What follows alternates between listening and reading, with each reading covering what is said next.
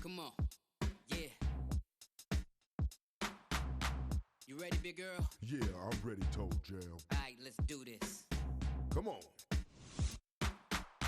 My name is Toe Jam. And I'm Big Earl. We come from outer space. Whoa, oh, oh. We crashed down on this planet. It was an accident. This is a crazy place. Hey, hey. Tell him, Toe Jam. Oh yeah, oh yeah. Funky down and funky. Get funky. Oh yeah, oh yeah. Funky down and funky. These crazy earthlings stressing out. This crazy world is upside down. You know that little funky sound is all we need here. Give 'em that funk. Give me some bass, Biggie. Maybe that's all they need. Gotta give 'em that funk. Oh yeah. Maybe that's all they need. Slap that bass. Give 'em that funk. Oh, maybe that's all they need. Gotta give 'em that funk. Biggie, tell 'em. Feel the funk. Maybe that's all they need. My name is Toe Jam. And I'm Big Earl. We got a message to give to you. Well, well, we coming at you from Funkatron. Funkatron. And you need to chill it out. Let me talk to him. Tell him. Look, T.O. to the E, jamming on the beat. And now with Big Earl, make them stand to their feet.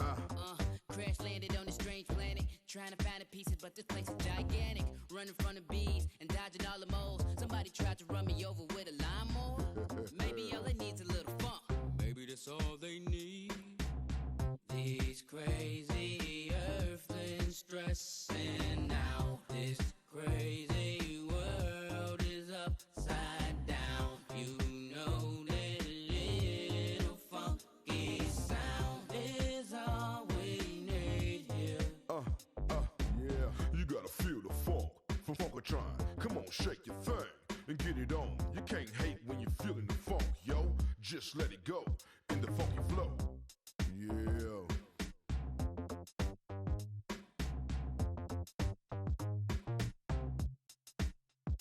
Give 'em that funk. Hey, hey, hey, hey, hey, hey. Give 'em that funk. Give 'em that funk. Well, well, well, well, well, well. Give 'em that funk. Hey, hey, hey, hey, hey.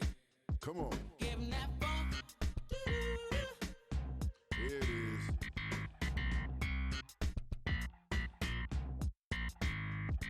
Give 'em that funk.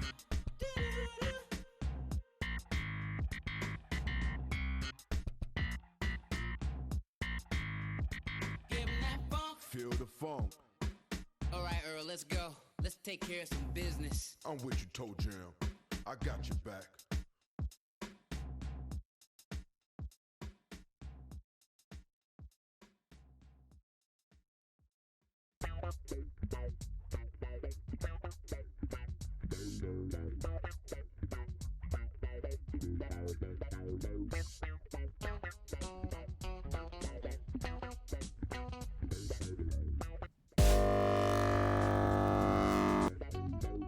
There are some songs that I refuse to interrupt. That is one of them, because I just love that rendition of the Toe Jam and Earl theme there. Rest in peace, Big Earl, the guy who did the voice for that, died before the game came out, which is really a shame. But you know, he definitely left an impression. So yeah, we finished Shining Wisdom last week. The next game on the list is Phantasy Star Online. But I take the month of April off from streaming and other content creation stuff. I've been doing that since I started. It kind of helps keep me sane. I've got a couple of things that I'd like to do to revamp the OBS setup and just give it kind of a fresh coat of paint. But since we have 1 week before April, I decided to just do something completely different. And I've done a CD32 exploration before, but that was using emulation on the Xbox Series X, actually. So it wasn't really the CD32, because at the time I was still trying to find someone who could repair my CD32. And it got repaired last year, and I got a new riser card and some other stuff. In fact, let me take you on a little bit of a tour here. So let me get the controller out of the way.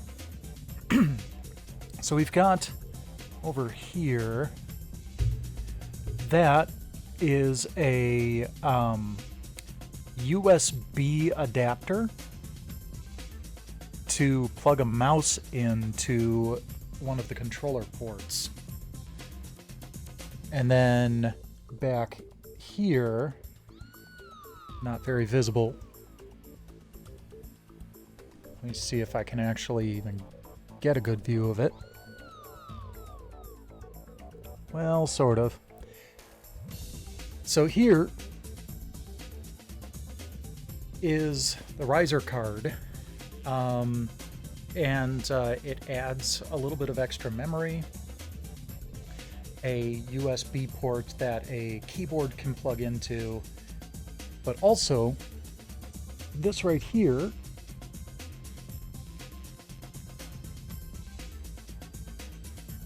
is an SD card adapter that gets read as a hard drive. So I am actually able... Here, let's pull that back again. So I am actually able to basically run this like it's a normal Amiga 1200 with a CD-ROM drive, which is hella cool, because I've wanted to get into Amiga stuff for a while, and emulation just doesn't feel right to me sometimes. And I also like getting systems where it's like the definitive machine for its line. Hey there, Infamous. Welcome, welcome. So, for example, I have the Atari XEGS, which was pretty much the pinnacle of the Atari 8-bit line, going back to the computers. So, you know, like Atari 400, 800, XE, 65, that kind of thing. All of those cartridges will work on the XEGS. I have a Sharp Twin Famicom, which can play Famicom games, but also Famicom Disk System games. I have the Atari 7800, so I don't need an Atari 2600 because it can play both.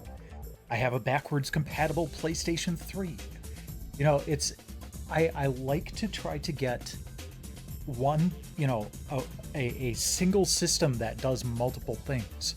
And the CD32 is that for the Amiga line.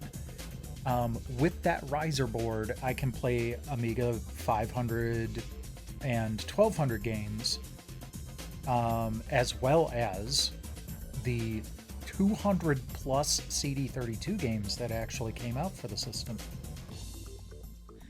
And I didn't even know this until I was getting set up tonight, but I popped in this CD32 Power Games compilation. It's just got a whole bunch of like public domain and demos and stuff like that on it. It's like 500 titles. And I was in Workbench when I popped it in, and it just showed up in Workbench. So it does recognize the CD-ROM drive. So that opens up a whole bunch of shit to me now. I can get CD-based Amiga 1200 games and run it directly off of the disc on this thing. So cool. So, like, it opens up a huge world to me, and I'm really looking forward to it. So that's where we are today. I do not have that game, and I will not be purchasing it. What I do have is a game that I was unable to rip for whatever reason. I've had some difficulties ripping CD32 games to ISOs. So I couldn't play it during the exploration I did when I was emulating on the Series X. This is Jim Power in Mutant Planet. Pico Interactive put it out just a couple years ago. And it is a native CD32 version of Jim Power in Mutant Planet. So we're gonna start with that today. But we are going to... Oh, no, wait. I'm going to start with something else. I'll just get the disc out for a sec. We're going to start with something else first. But after we play a couple of, do the native CD32 stuff, we'll pop into Workbench and play some native Amiga stuff. So I believe... I can't remember which one of these discs it is that I need to pop in. I'm going to try the top one here.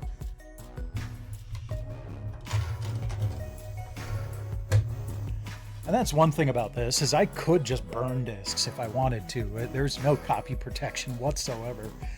But, again, that kind of gets into the whole emulation thing almost for me, because it's one of those things where if you're just staring at a list of, emulation titles, you just get this analysis paralysis and you can't decide on which one you want to play. And so, So yeah, let's go ahead and switch over to the actual system.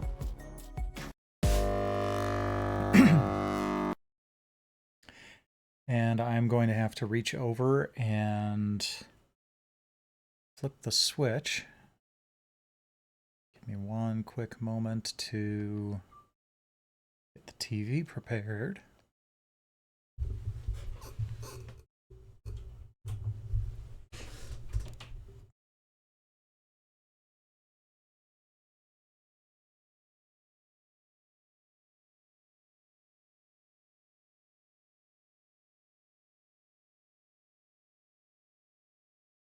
Okay.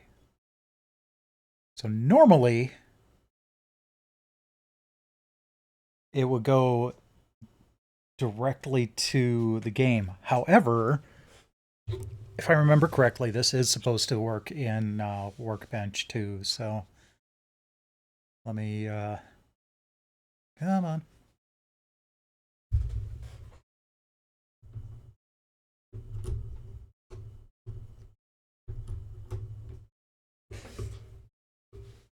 There we go.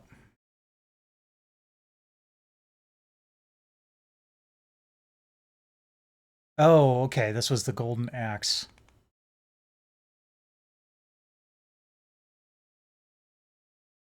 Okay. Let me see if the other disk will load directly. If not, I may need to briefly unplug the riser card.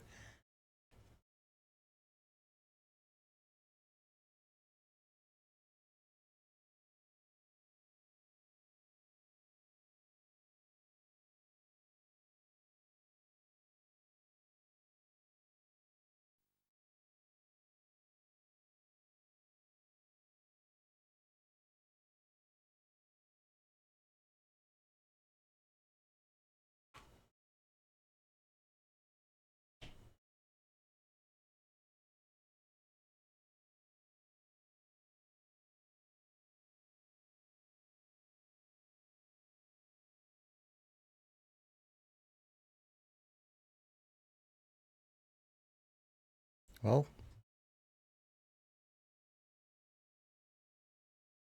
got anything? Here. Just give me a moment. I'm going to try unplugging the riser card.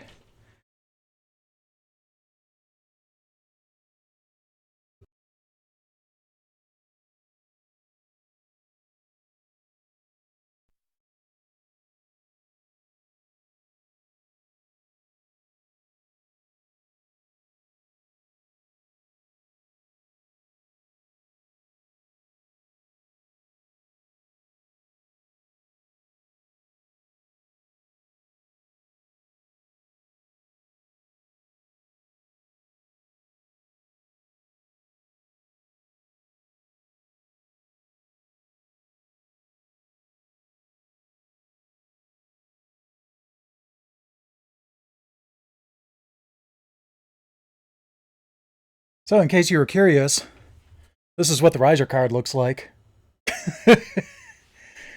That's the back of it. I think that's okay. So RGB video and VGA output, and then audio output, I guess. And then on here we have the extra memory, and then the SD card thing. And it plugs in with the card edge connector right there. But sometimes it can, like, it's rare that it messes things up, but it can.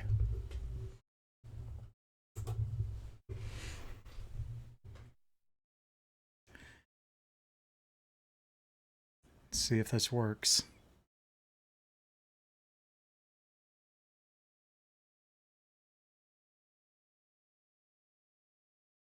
I may have the wrong disk.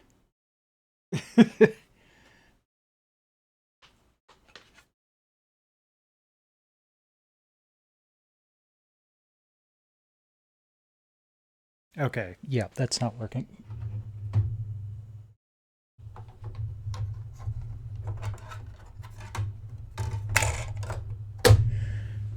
Because my dumbass put it in upside down.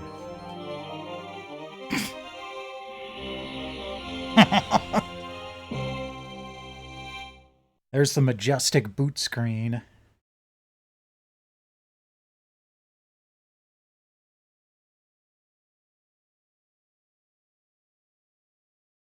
There we go.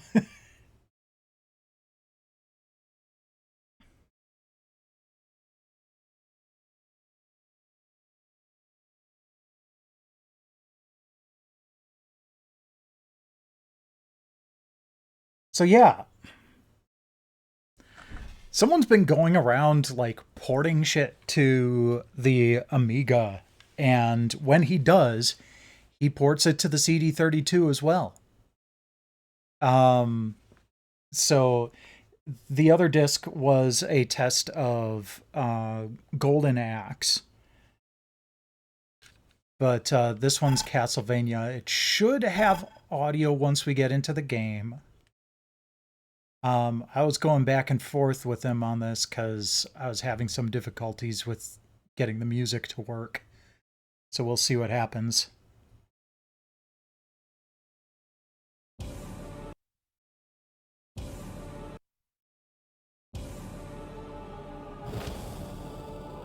Okay, there's jump.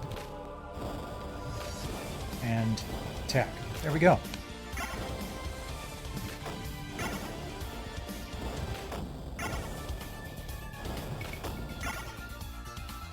Now this is the easy part of...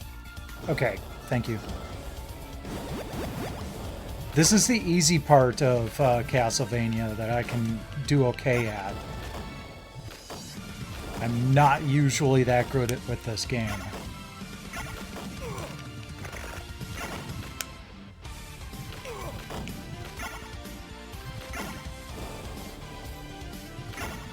I know I'm supposed to press up there. I didn't want to yet. Ah, good. Whoop.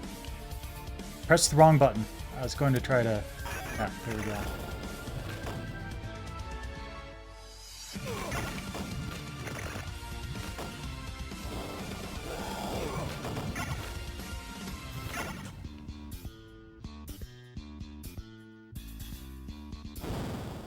At first, I was like...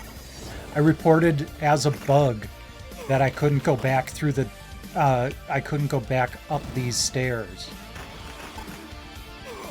Oh, he put a little note in there saying no way back. Okay, thank you. Because I'm a frickin' noob and didn't know about that.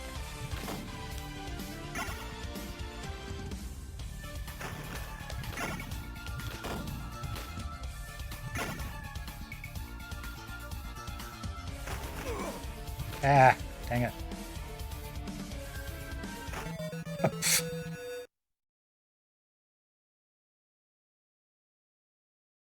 Okay, now... Interesting, it went right to the back to the main screen? Alright.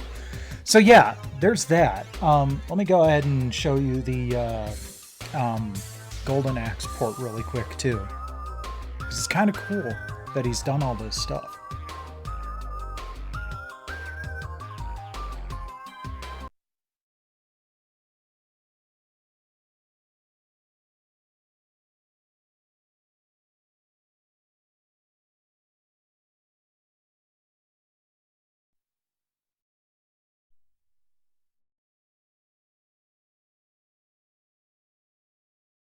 The wonders of physical media.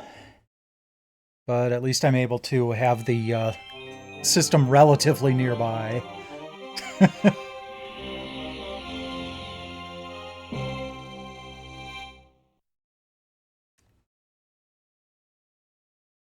No Bonanza Brothers today.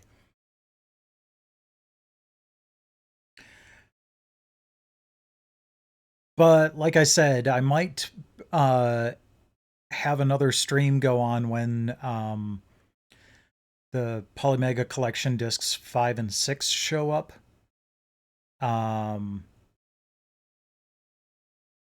Yeah, this isn't booting at all. But it did in Workbench, so maybe we'll come back to this later. But yeah, so when I take a look at discs 5 and 6, maybe we'll poke at Bonanza Brothers a little bit.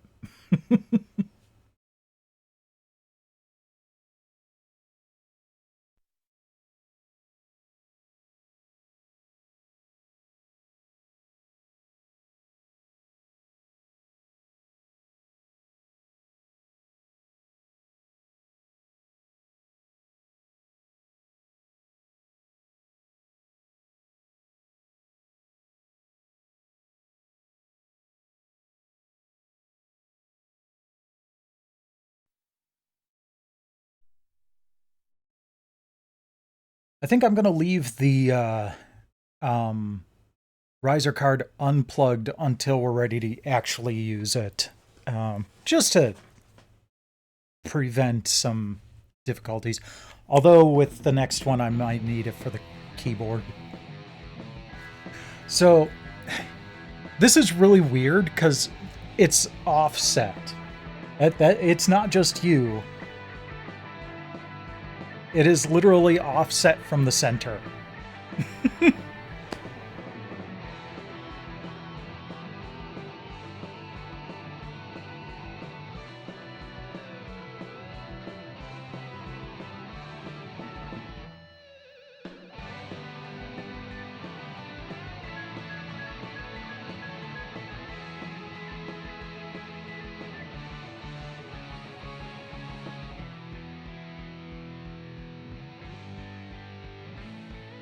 She looks terrified.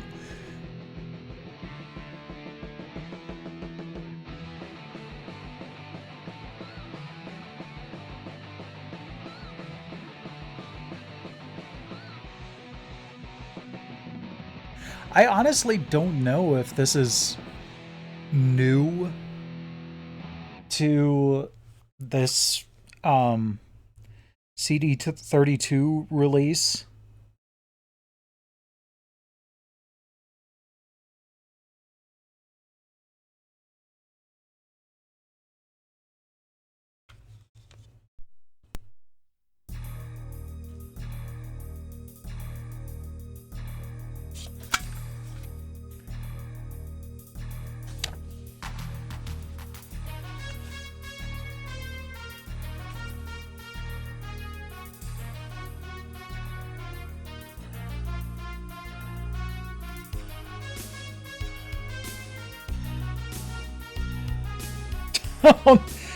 Oh, nice job, Pico.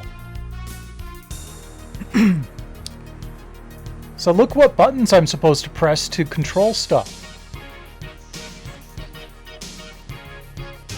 That has a very big debug version, ignore this file feel to it.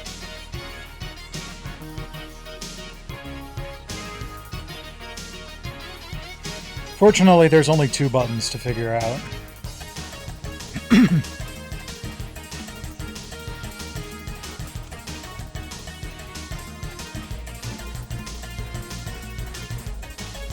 Where's my mouse pointer?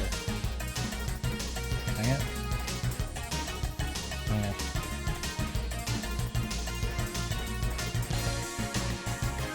Oh. Okay.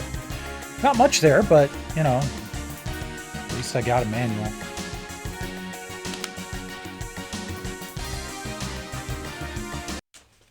Okay. You are here.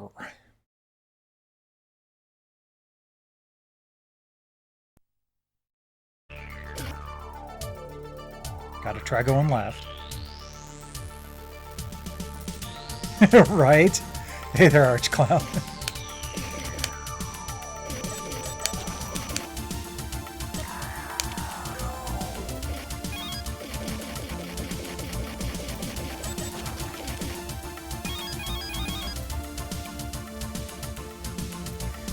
So another thing that I remember from seeing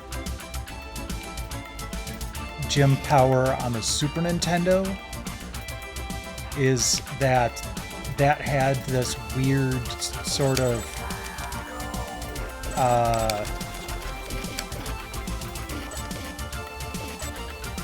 way of handling the parallax in the background that was like opposite from what it should have been.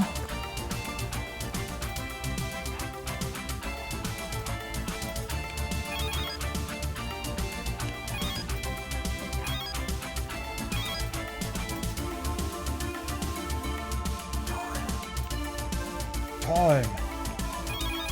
It's kind of interesting that stuff is popping up as I go along.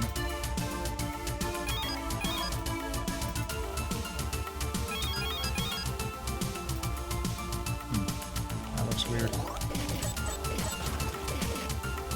Sorry, puppy.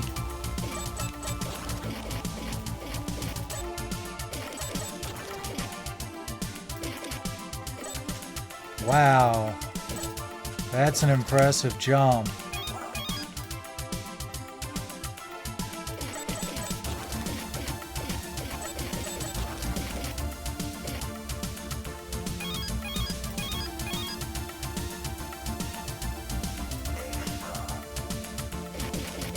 Ooh, okay.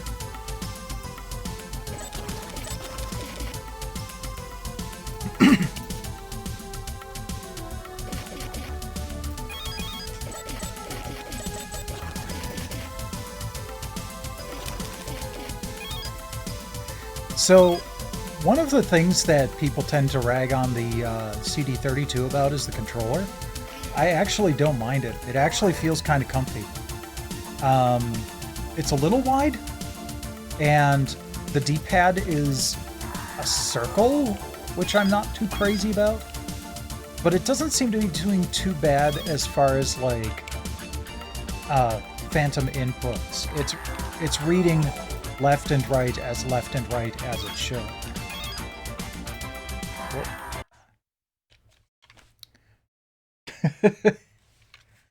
So if you've never seen the CD32 controller, it's got kind of a flight yoke look to it. 2 shoulder buttons. Hold it like this. So there's a lot of room in between. Like, my thumbs don't even touch, which is kind of bizarre for a controller. But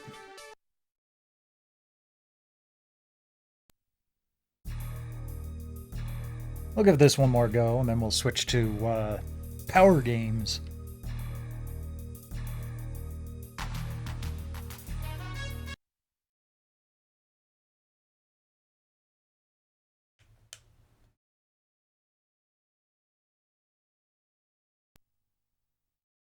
I do kind of wish I could remap the buttons,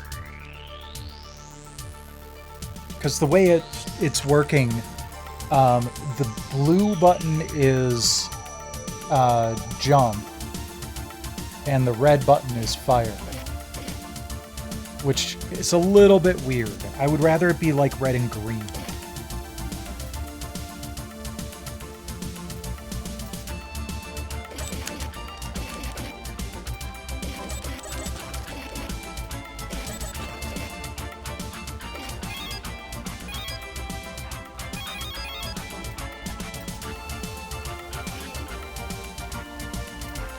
Oh, you dick.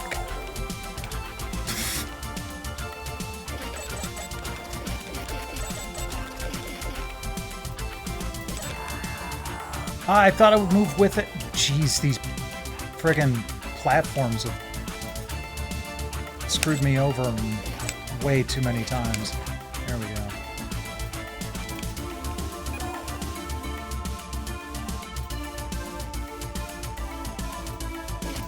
So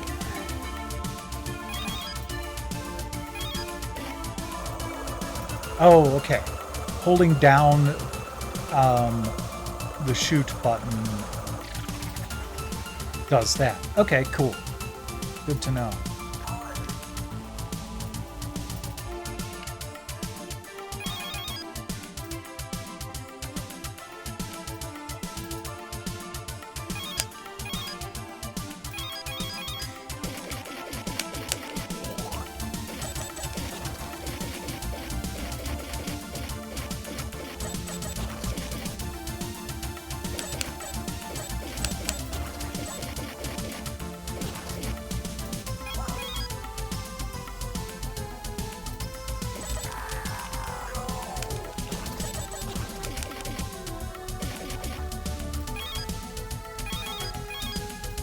wonder if there's any triggers over here. Oh, nope, that's not even a platform I can stand on. All right. Extra.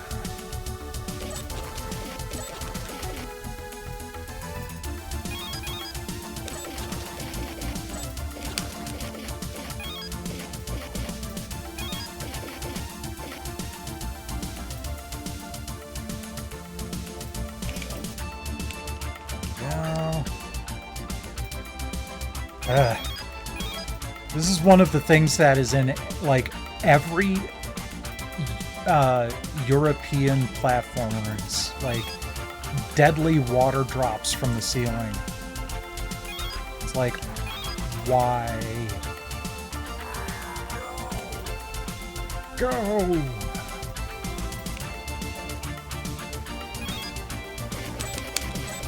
Hey, I got to keep my weapon power up. That's nice. That's not always a given.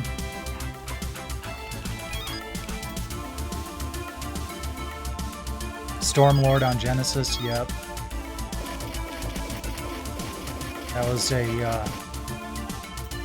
I think Gods also made it to the Genesis.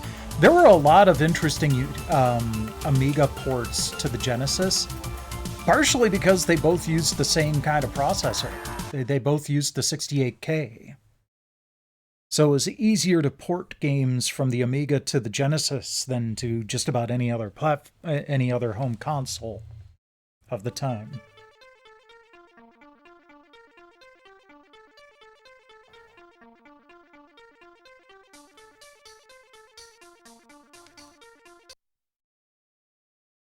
Okay. Let's go ahead and switch over to Power Games.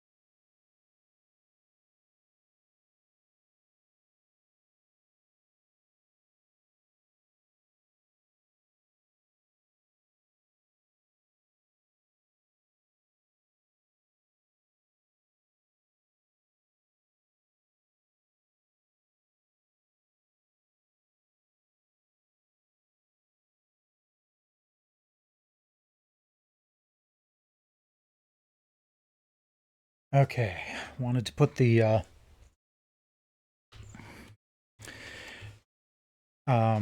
expansion card back in because I am going to need the keyboard for this.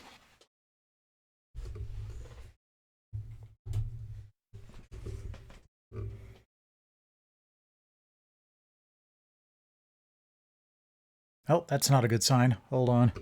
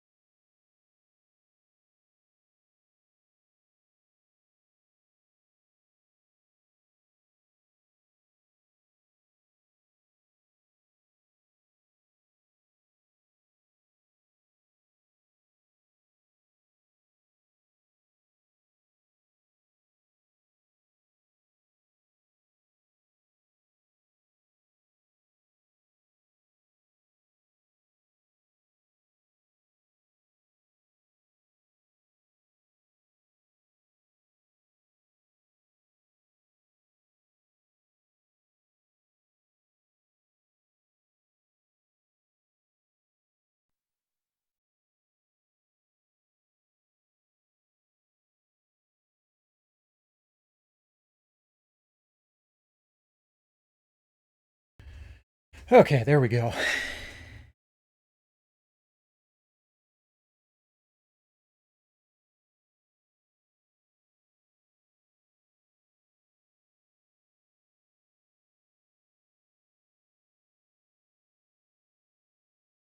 So the funny thing about this is it actually boots up its own uh like little OS here. So I did try to play some of this stuff when I was doing emulation, but it was still a little difficult. Also, can I change the English? There we go. Oh.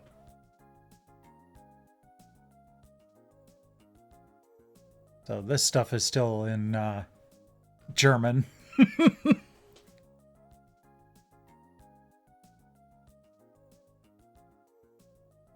There's a very quiet bit of music going on in the background. Action. Alien fight. Aliens. Oh. Okay. I was hoping I would just be able to scroll from there, but...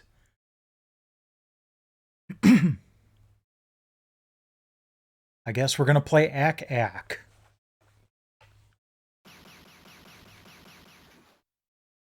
Stoßkampflug sich!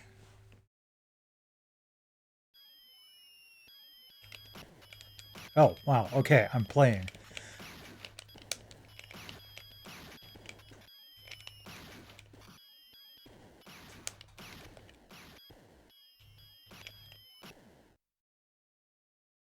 Good shooting. The enemy are defeated. This time.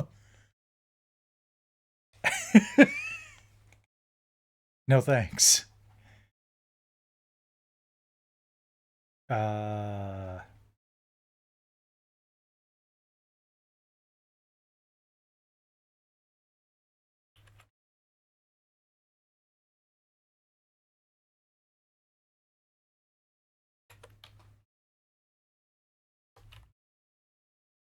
Okay.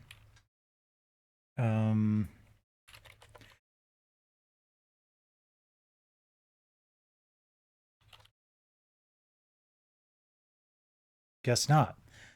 Okay.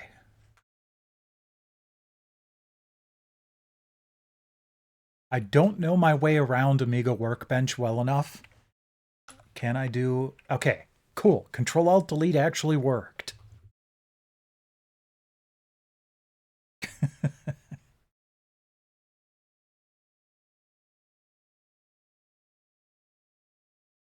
Let's check out a couple more items on this. So it was really simplistic, but that Ack game kind of reminded me of Seawolf, I think it was, on the Commodore 64. This looked better, but Seawolf played better.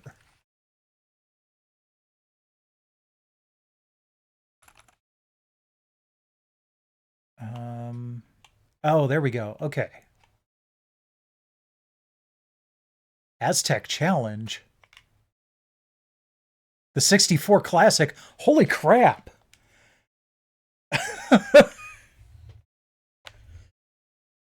So, if you follow me on YouTube, I mentioned this in one of my recent video on 10 of my most memorable childhood games on the Commodore 64.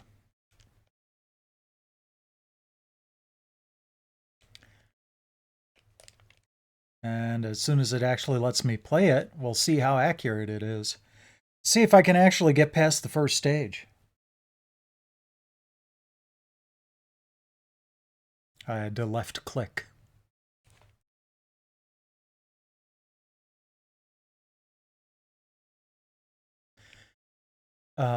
What? Oh, okay. Got it. I am a foreign banknote collector. Interesting. Well, good on you, Orange Juice.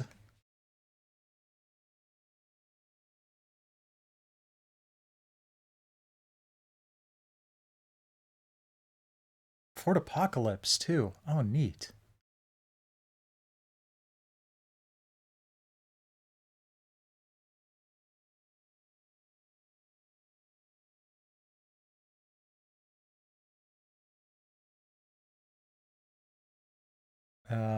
Okay, yeah.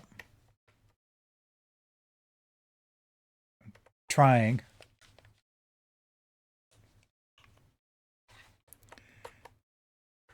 It says enter or return to continue, and that's not working. Okay, here we go.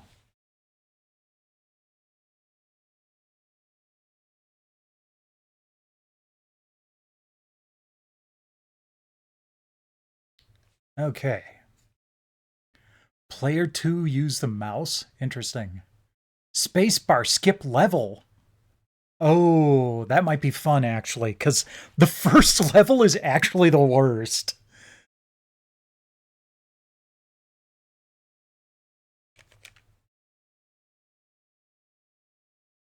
No, you need to let me keep trying. Don't duck me out every time. Oh, geez, that sucks. Yeah, so this is why this level sucks so hard. You do not get a lot of time to react.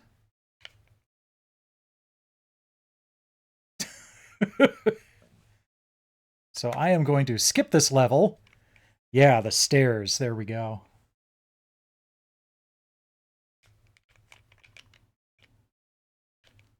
Whoops. It's fine. This one's a little bit easier to handle. Oddly enough, considering you theoretically have less time to react, but...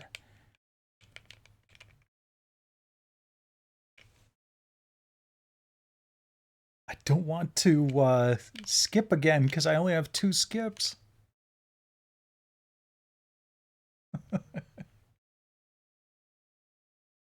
But it's awesome that this is on here. Oh, I ran sideways into that rock.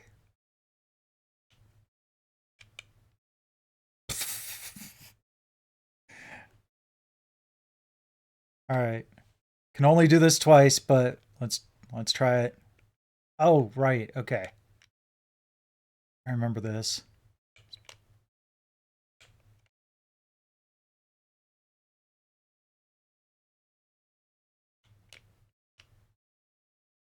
Okay. Dang it. So, in case you're wondering, no, there isn't actually any sound going on right now. Wonder. Okay. No, we'll just Alt Control Delete. So, yeah, that was pretty authentic to the Aztec Challenge experience. Unfortunately, I'm about 35 years older than I was when I actually beat this game. So.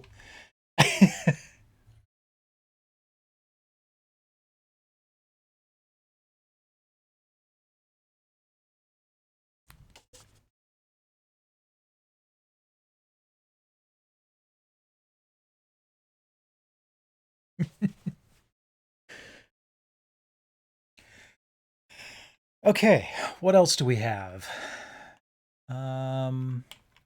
Bleed?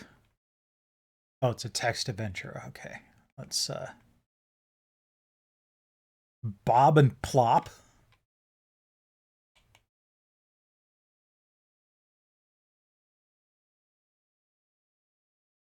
Let's see here. Castle of Doom. Graphic adventure.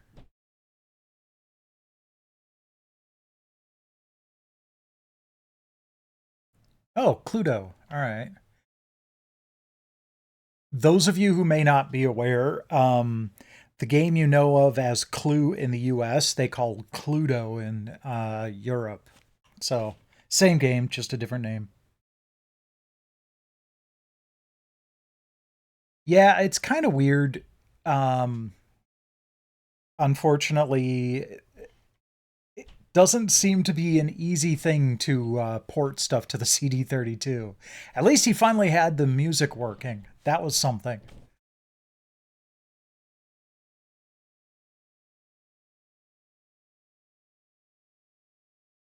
Deluxe Hamburger is a variant of Defender?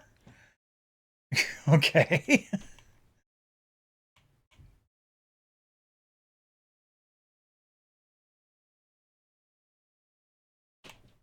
Doctor Who. Yeah, I'm sure that's licensed. The only Doctor Who game I know of from that time period kind of sucked. Dune 3, clone of Tron. Okay. Escape from Doom. Little Adventure. Extreme Violence. Okay, I'm kind of curious.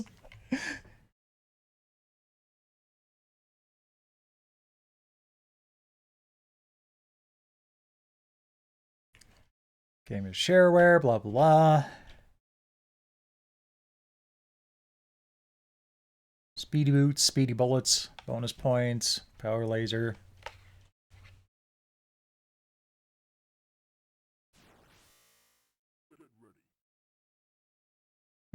Nice smooth scrolling.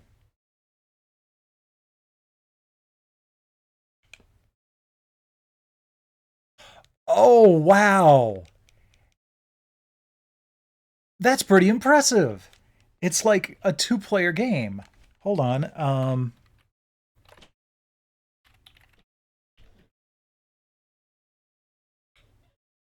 Okay, A is... Oh, weird. Okay. So...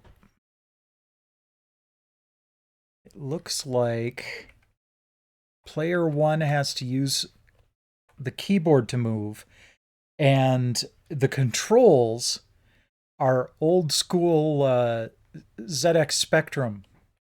You have to use Q and A to move up and down, O and P to move left and right.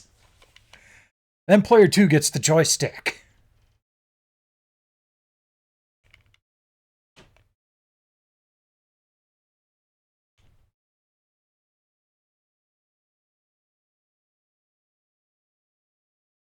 Dude, this...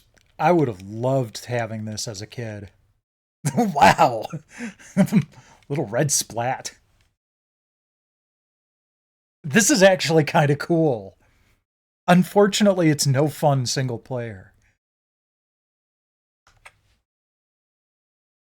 But I'm impressed.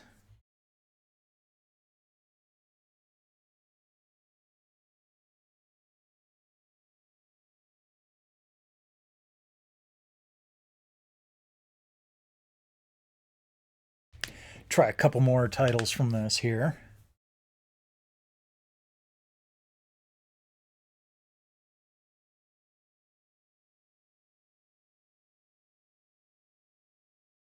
I'm having fun.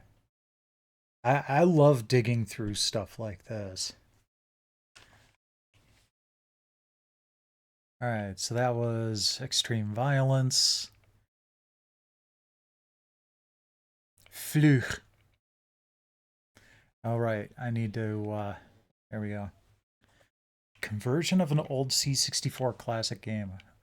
I love that they're doing, like, Commodore 64 ports here. Apparently, this disc will also play in a CD-TV, which I don't have, but that's another good reason to have the CD32, because if I run across any CD-TV games, I can actually play them on the CD32. Lemmings, no thanks. We all know what Lemmings is.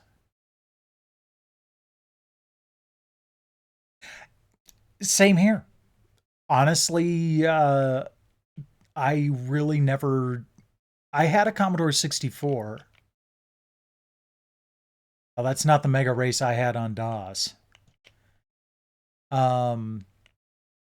But then we went from the Commodore 64 to an IBM PC. Oh, wow. NetHack. That's gold to include on this.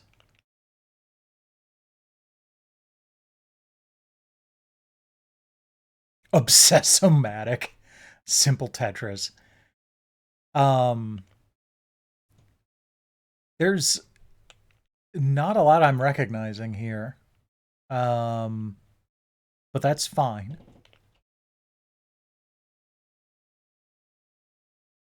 Paradroid. I am familiar with that game. Not a big fan. Pengo. I know that one. Poink. Polymorph. Psycho Santa.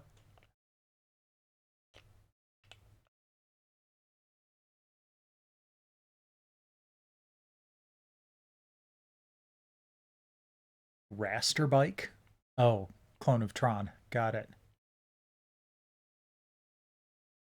But yeah, it's just kind of funny that something like, oh, Scorched Earth. Hell yes.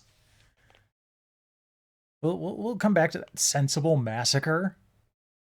Missile Command. Jeez. But yeah, this is an actual like Commodore licensed Amiga CD32 game or title. It's kind of wild that you get stuff like this on on a home console. Star Trek. I wonder if this is the same thing. Look, there's 3 different Star Trek games. Smashing graphics and sound effects. All right, we'll give it a try. I want to go through the whole list, but we'll come back to that. Temporal misplacement. Graphic adventure. Trek trivia, which unfortunately is going to be mostly about the original series, which I know very little about. If it was, if so, this was 1994, which was basically when Next Generation was done with its run. But if this covered Next Generation, I'd have it nailed.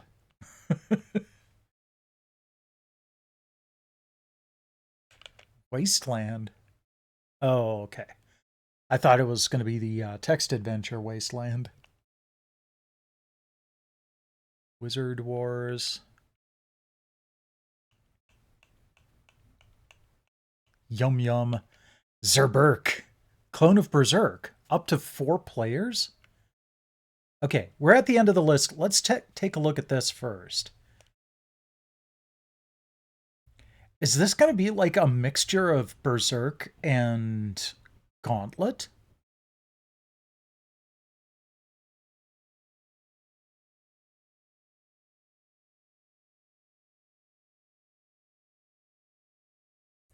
Okay.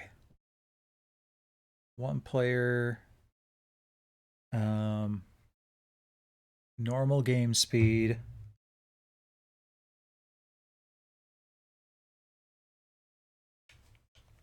Yeah, it definitely looks.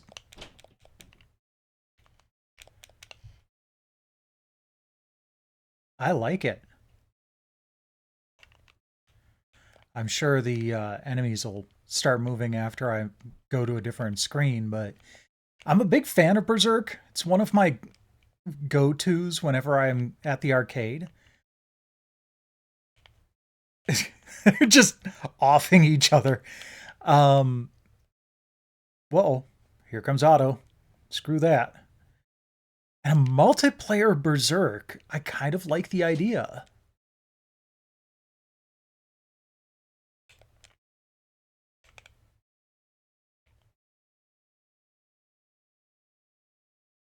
Although there's, no sound.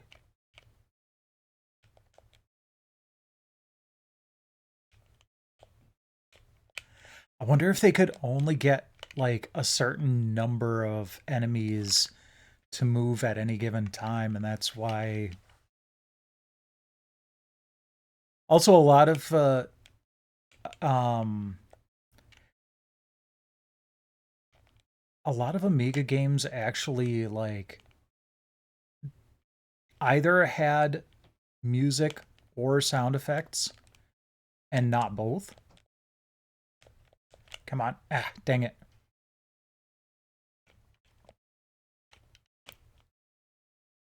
Although I'm not hearing any sound effects.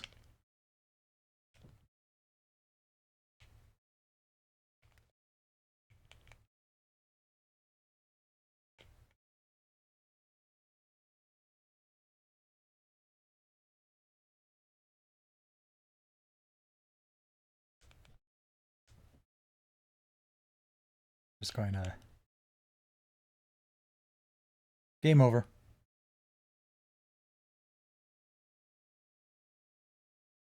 I want to see just what it looks like when you've got 4 players in there. Player 2, push your button. Sure. Oh, that didn't work. I tried using the mouse. Okay.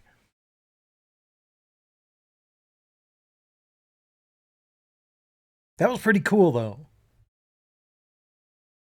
Like, I've gone into each of these expecting, like, utter trash, and I've been pleasantly surprised so far.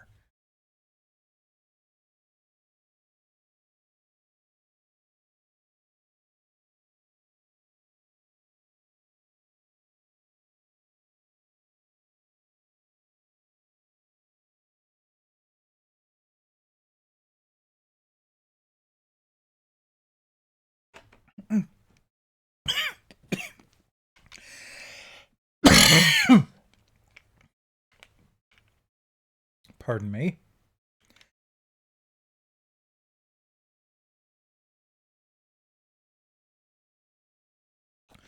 Swallowed my water incorrectly. Okay, I want to see the fantastic sound effects and graphics.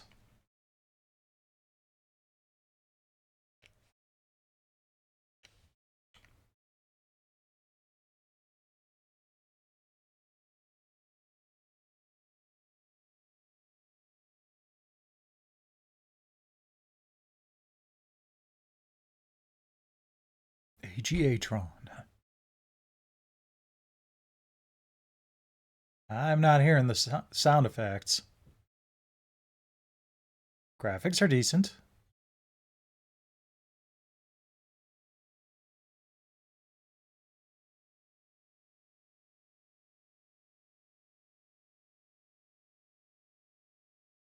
And it's rebooting.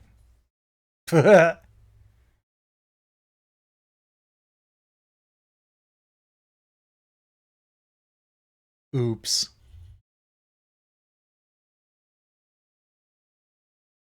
All right, there was one other. Oh, yeah, I wanted to check out the Scorched Tanks.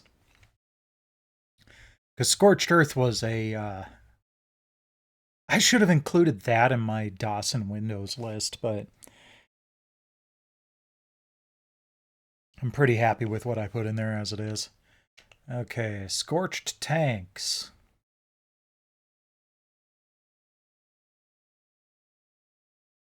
Yeah, smashing.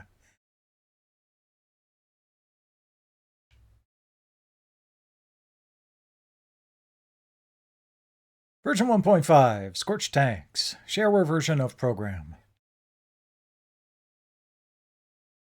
Now includes 39 weapons, help option, computer tanks, 10 months of work, increased speed, joystick support, cool shields, louder sounds, 512K chip support. Please keep the fire burning. Register today. Send $10. Latest version, more weapons, latest options, free version 1.8. Hey, there is audio. Just very quiet. Okay, come on. Why is not...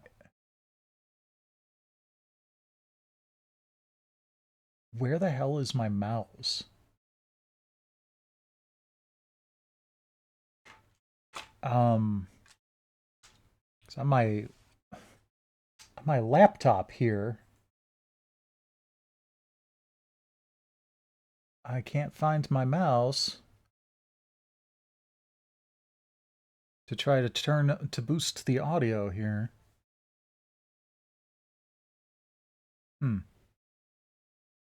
That's really weird.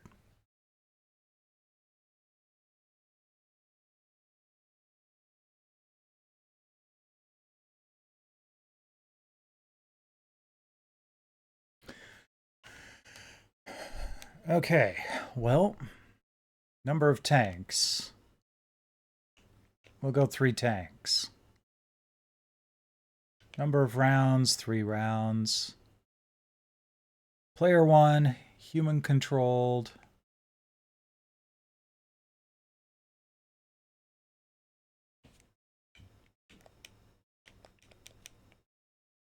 Oh, done. Okay. Player 1. It's not reading the keyboard. Okay.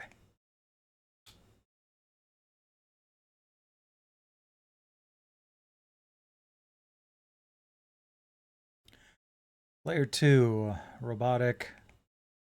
I'm not going to do any cyborgs because that's usually like almost stupid levels of accuracy. How much cash do I have? 15K? All right. Oh, the dirt balls are fun.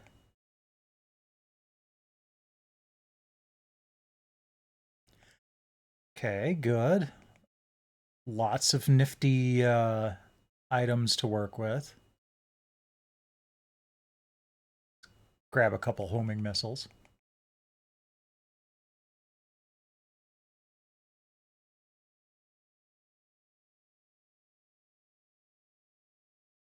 Grab a couple of shields.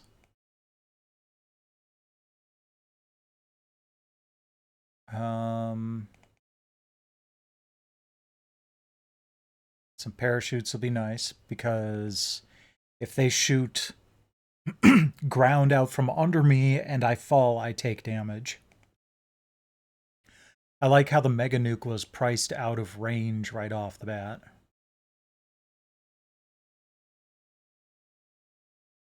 The laser would probably be like a direct shot, which would be kind of nice. But that's no fun. Let's do a couple of dirt balls. Well, one at least. I also like the MIRVs, which is probably what this is. Okay.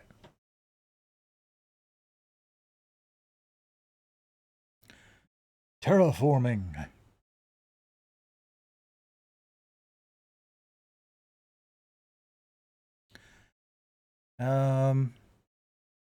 Yeah, we'll use the single shot for now. Angle.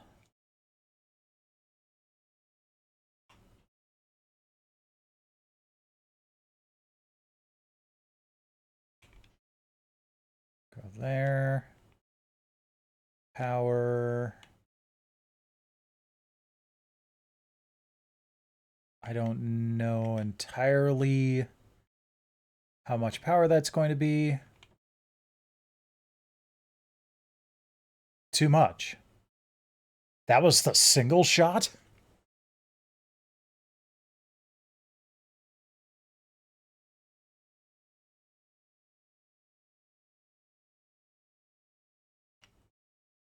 Okay. I was actually pretty close on my first shot there.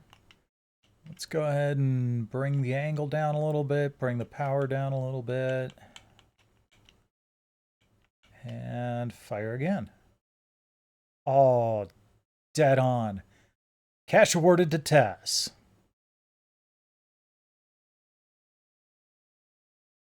He's desperately trying. Oh, that was cool. Got a leapfrogger.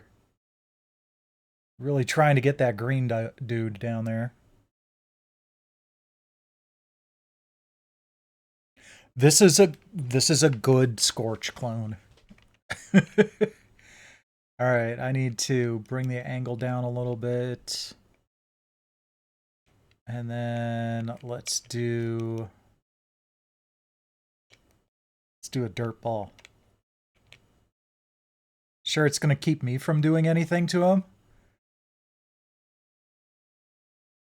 but it's going to make him kill himself.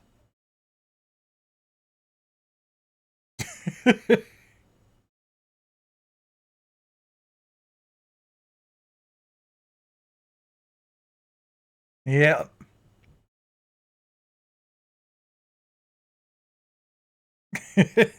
Dysfunctional.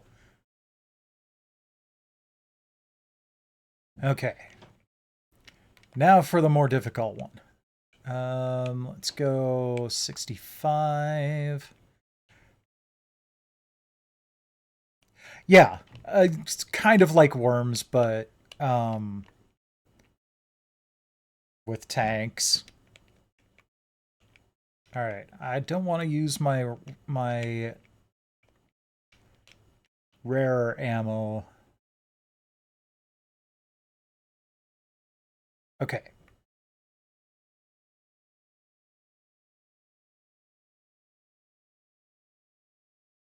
Ooh, he's already got it close. I am actually just going to bump my angle back.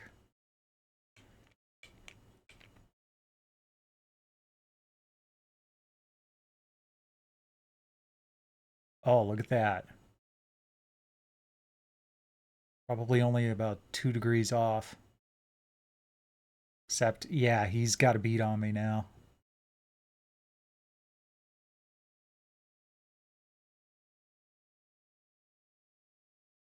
Okay. Let's go like that. Yeah, that'll be fine. And then let's do a homing missile. Figure basically if I get close. Yeah, there we go.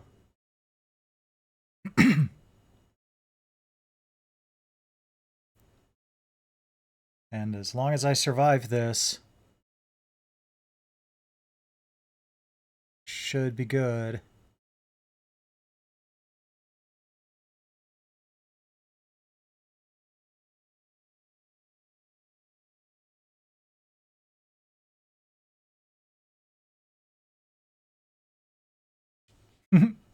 Oh, that's something. Winner!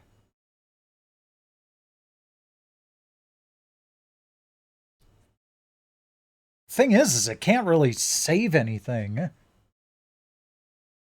Oh, there's my mouse pointer. Well, why isn't it working?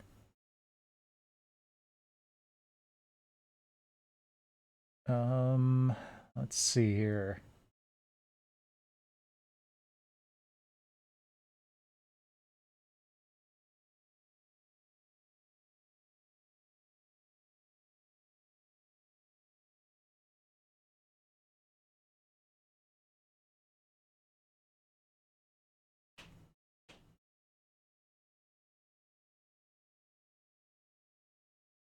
All right. So it does seem to be at least detecting that there's a mouse there, but this is weird. Um,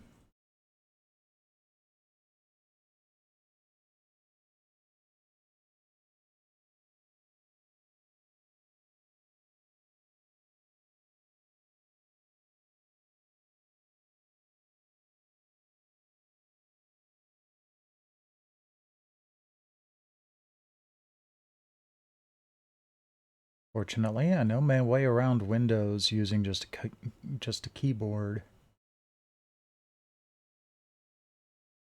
Normally, I'd just reboot.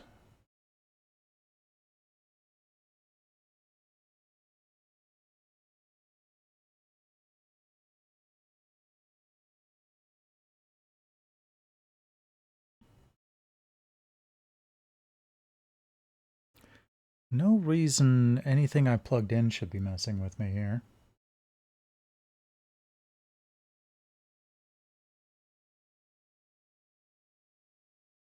Does seem like it's detecting two different mice, though. That's weird.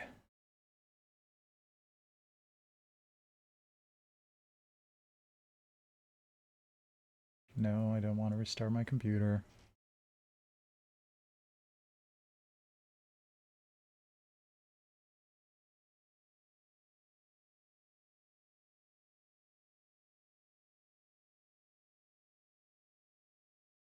Oh, you know what? I think I know what I did. I think I actually have a button on my new laptop that locks the mouse from moving around, which makes sense because there's a big ass trackpad. The problem is that that key combination is the same one that my old laptop used to be mute.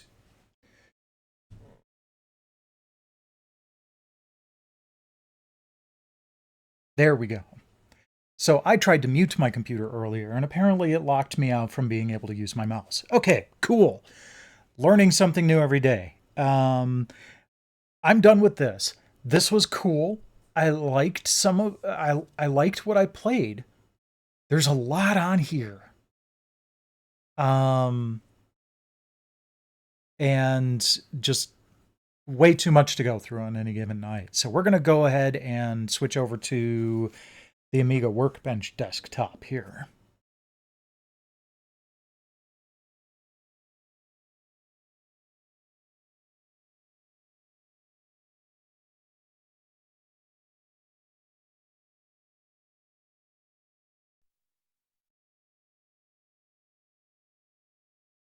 All I need to do is boot without a disk in there. There we go. That is to be expected. So one thing that was kind of nifty is I can use the SD card. I can plug it into my PC and run this as a hard drive in the WinUAE emulator. So that's really helpful for getting stuff set up. So I was able to, like, you know, install Workbench, get LHA installed, get the program that you use to install disks onto the hard drive all set up, and then install disks, because even though I actually do have a couple of USB floppy drives hanging about, but they did not work with the CD32, which is unfortunate, because there was actually an official floppy drive add-on that you could get for it. It's extremely rare. I have no illusions that I'd ever find it. But it's kind of a shame that the riser card didn't support it. So yeah, so I've used this to basically get images of the various Amiga games I own and install them on here. It's a 2 gigabyte card that's going to be more than enough for a couple of games. Let me go ahead and clean this up. There we go. So I actually do need to go grab the game boxes, because I know at the very least SimCity, the version I installed, still has its copy protection active, and I actually have the full version of it with the copy protection sheet in it. So I will need to have that on hand. So I'm going to go grab a couple of game boxes and be right back.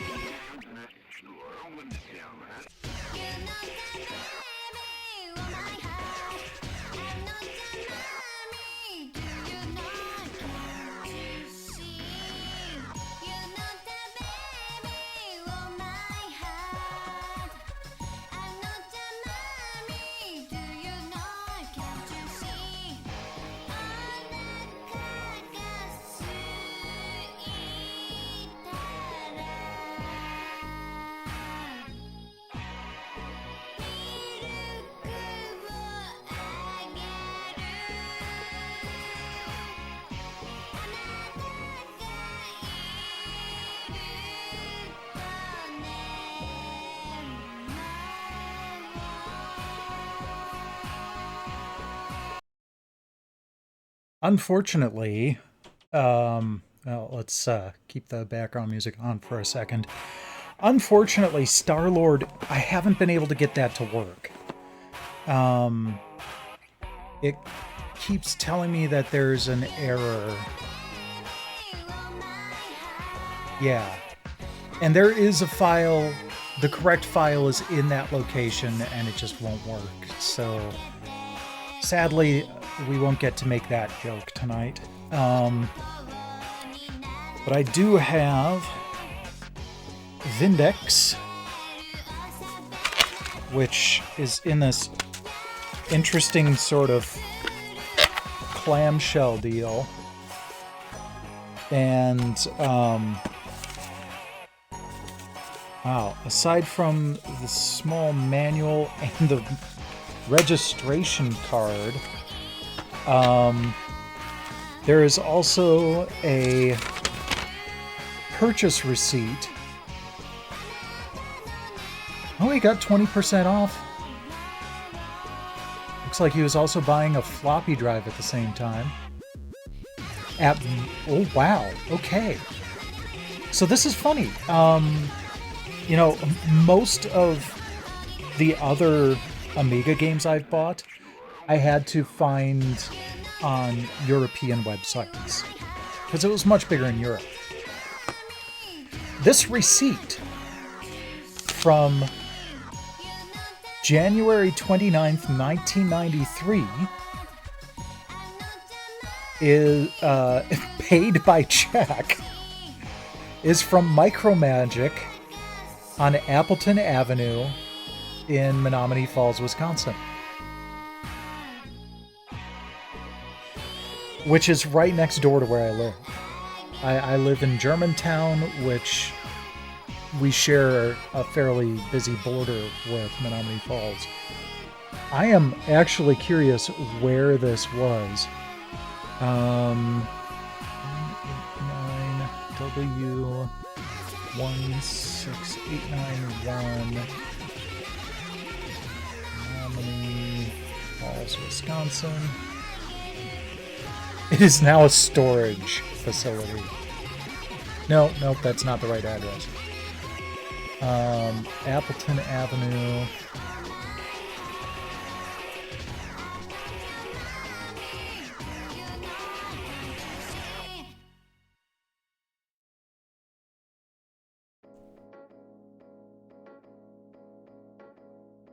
I didn't put Appleton Avenue down.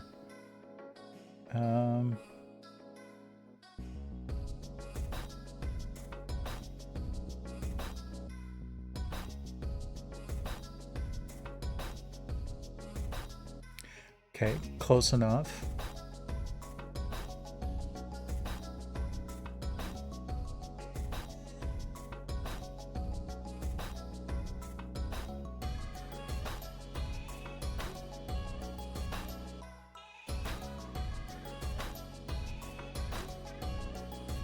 Yeah, that's on National in New Berlin, which the only reason I know that so well off the top of my head is because it's right near where my mom lives.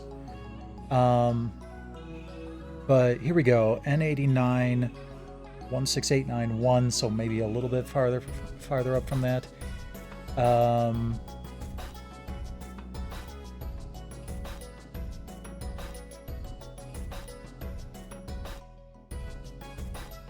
Okay.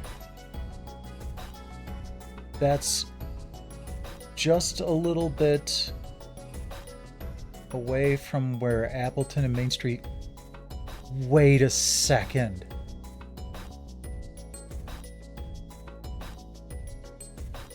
That might actually be where, like, the same building that Universal Collectibles is in now.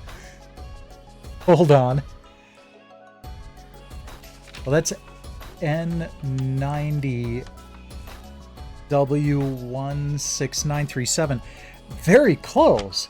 That's bizarre. So the funny part is, I bought this at a used game store that's almost exactly in the building where this Micro Magic place must have been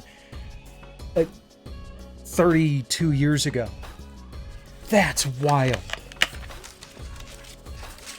I am going to have to bring this up the next time I see Alex. He's the guy that runs the place. So the rest of this I bought online, I think. I might have picked this up at the same time that I picked up Vindex. This is Walker by Zignosis. And then SimCity, which I know for a fact that this, like, I tested this out, and it does require the copy protection, which is one of those things where it's on like a dark red sheet with black writing on it, so it's impossible to photocopy.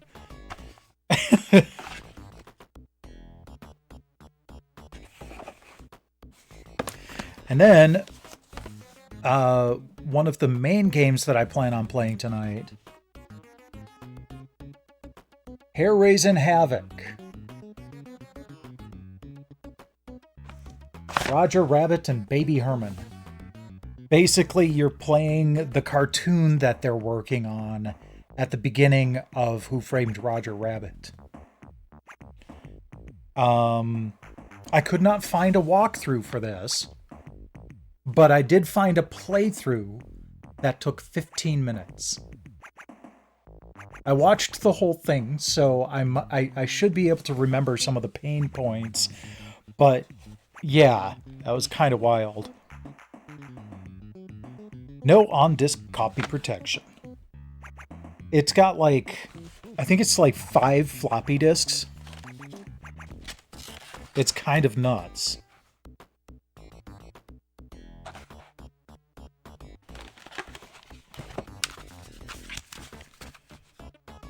Oh, 6. I'm sorry. Yeah. 6 floppy disks. Because it's got voices, which is kind of wild.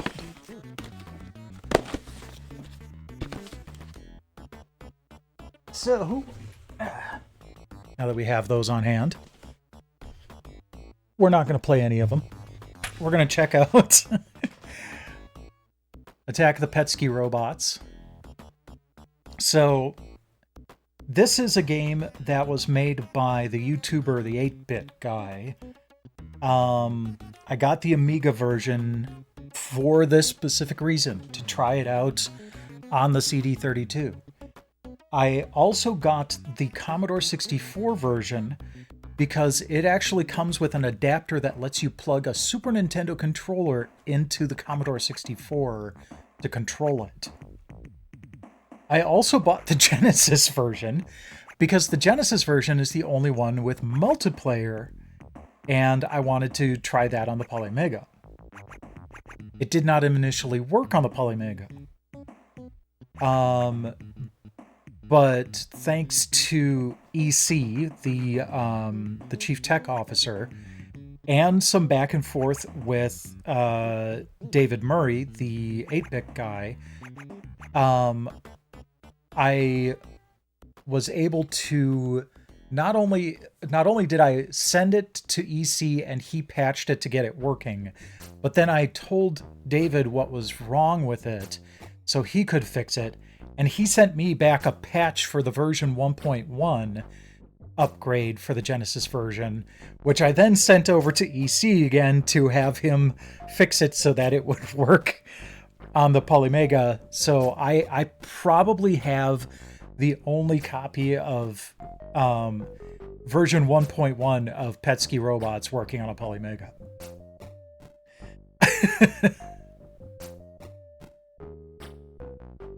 Yeah, the audio is really quiet on this.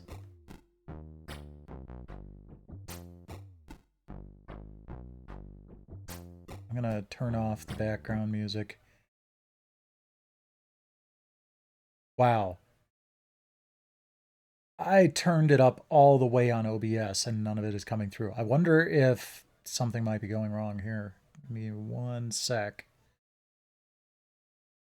Because there's cool music going on. Just very quiet.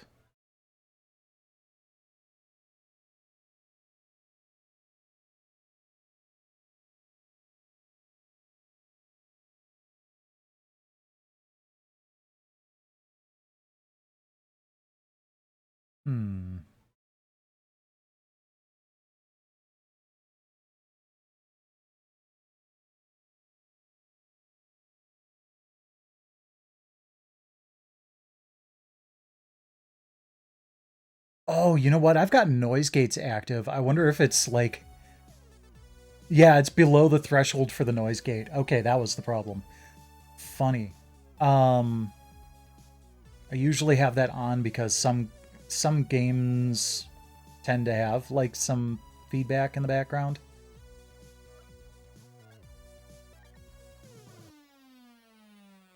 Okay.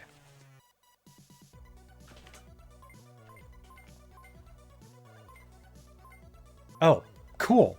All right, CD32 pad. Perfect.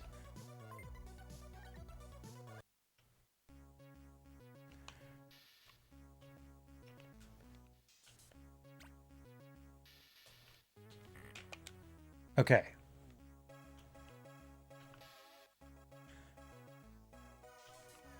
So this is basically a puzzle game.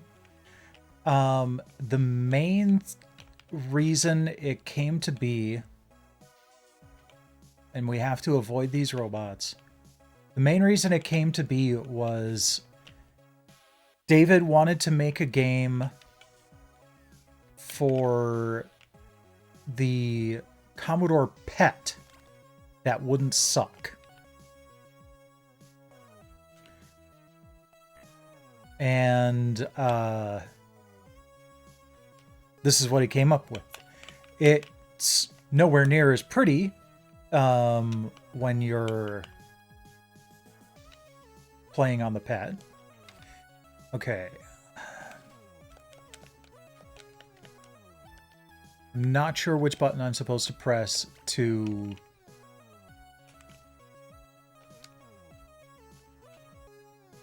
search. Because I'm supposed to be searching, kind of like in Mission Impossible, or Impossible Mission. And these filing cabinets look like something I should be able to search.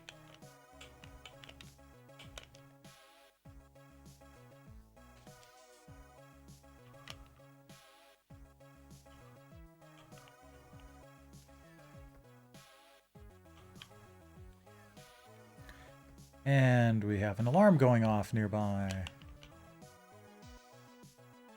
It sounds like it's the alarm for what used to be Pizza Hut, which is now Rosati's.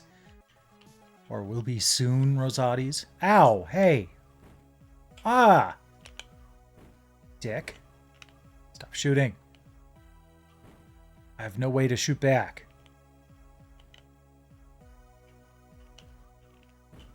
Yet.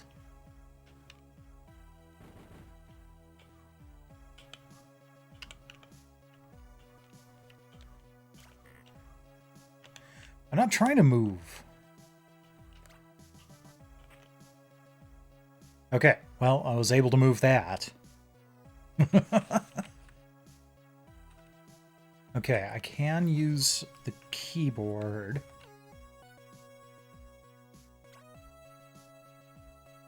Okay.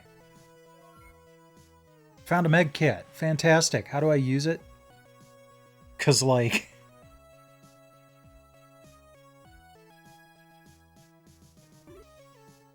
Oh, there we go. Start button on the controller. Okay, so the Z key was search.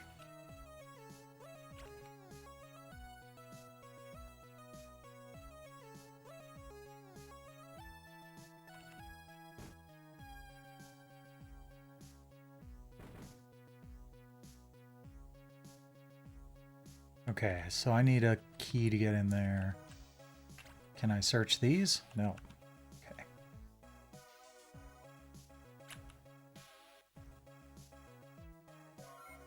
You found a magnet. Okay, so a magnet will make them stay in place. Both of the shoulder buttons are move right now, which is not helpful. I wonder if there's a way to change the mapping.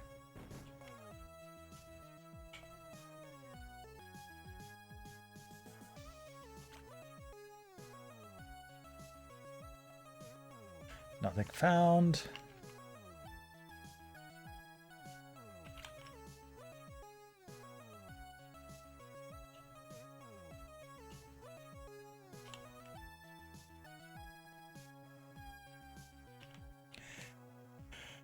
Oh, whoever runs this place loves pie. There we go. Locked him in.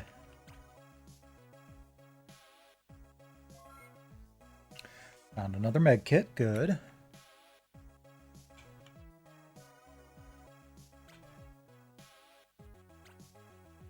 Oh, can't search that. Got it. So yeah, that's part of the point of this, is that you're supposed to use the environment to deal with the robots. Gotta check in the toilet. That was disgusting.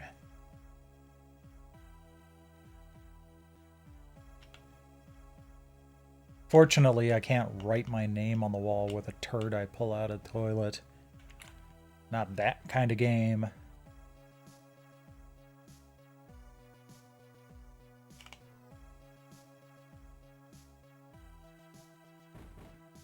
Ow. I would like to sit down with this game at some point and and actually focus on it and try to figure out how to solve the mission.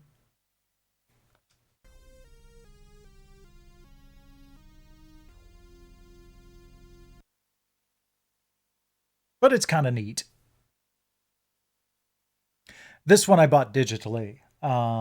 So I don't have like a manual for it or anything. Well, I probably have a digital manual somewhere.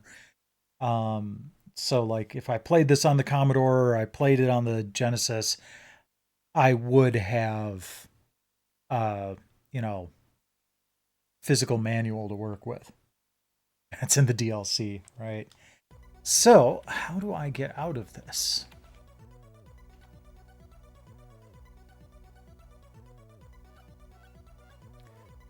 I don't know how you're supposed to close programs with like a key combination in Workbench.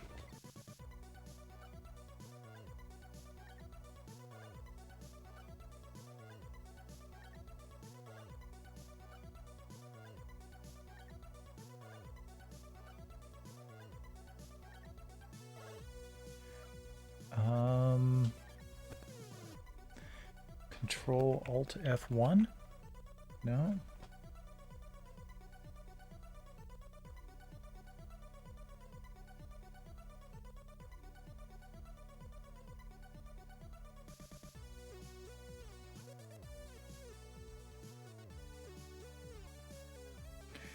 People are talking about using a separate program to make it so that they can close out of a program out of something that's running.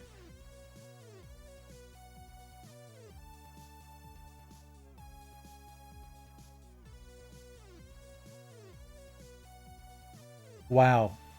Yeah, you're just supposed to reboot the system. Friggin' insane. Okay.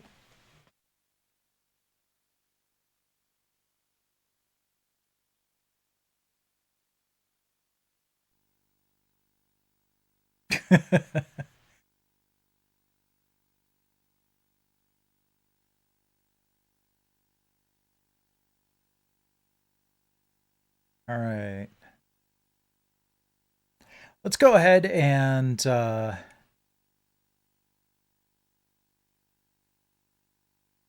play Roger Rabbit here.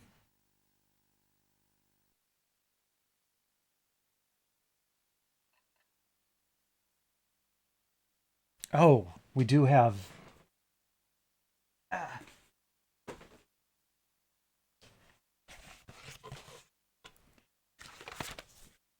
some sort of copy protection here.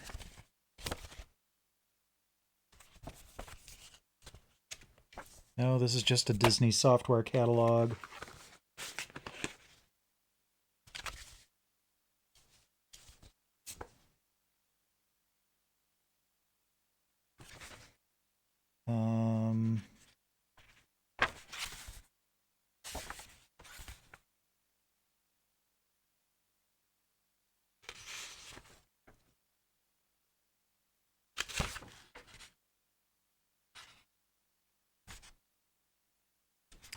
There's nothing in the manual about how to, or the user guide.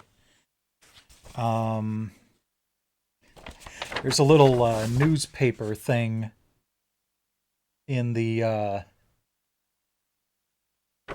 box.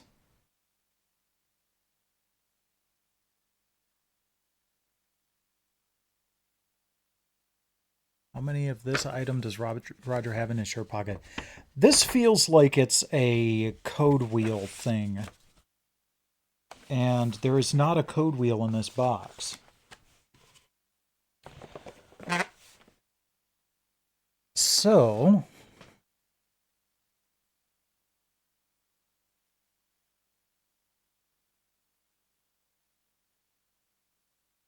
I think I remember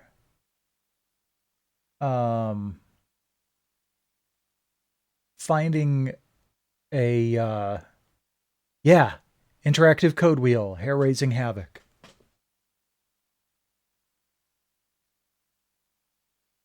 Sweet. Okay. So,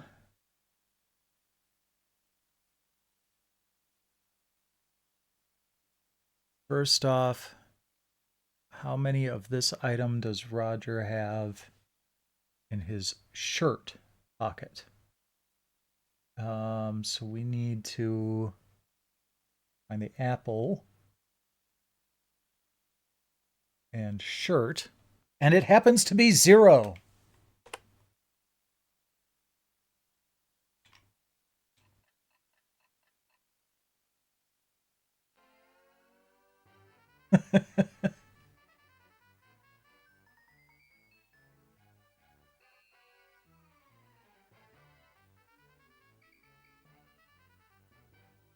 Okay.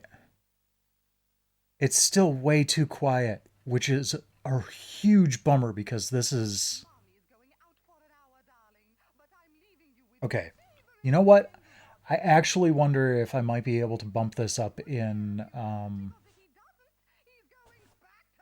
Windows settings.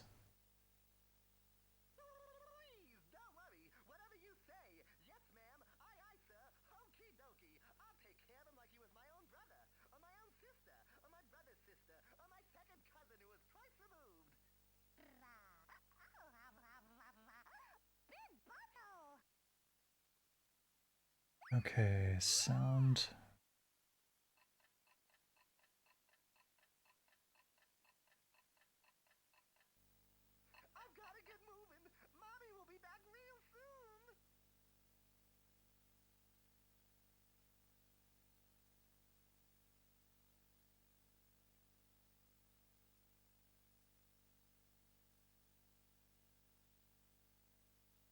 Hmm.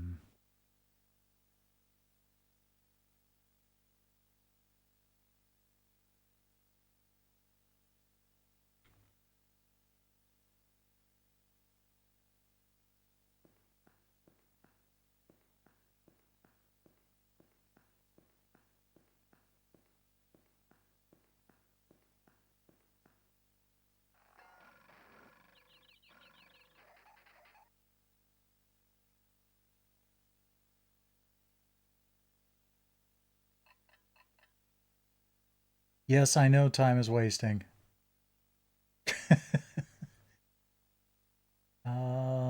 Let's see.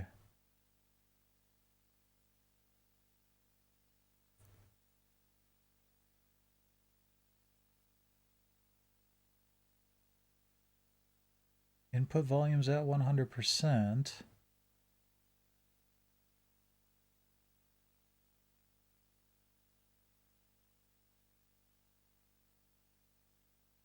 I mean, I do know that this is also just really quiet on my TV also. I have my TV up to the point where it with a normal thing, it would be audible over my microphone. So I am going to actually check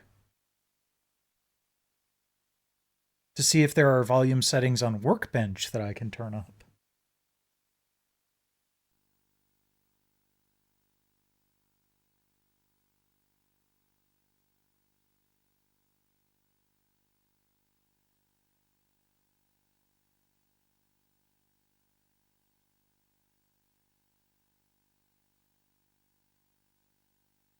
Come on. Okay. Tools, reset Workbench, no. Window, Workbench.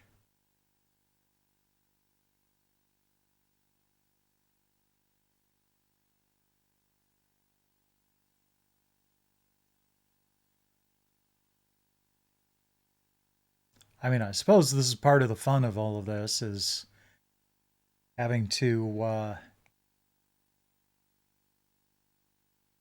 mess with settings because it's basically a PC.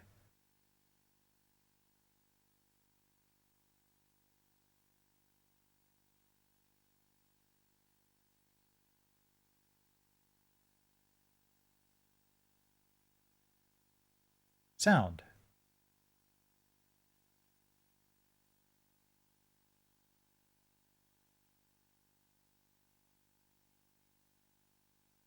Make sound.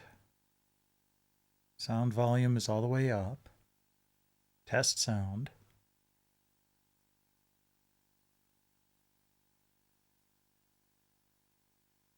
Okay. That didn't really seem to help. That was probably the best chance I had of finding something, so let's...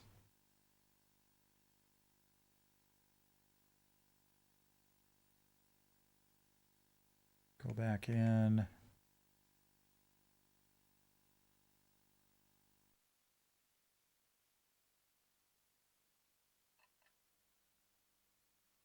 Okay, how many bricks does he have in his pocket this time?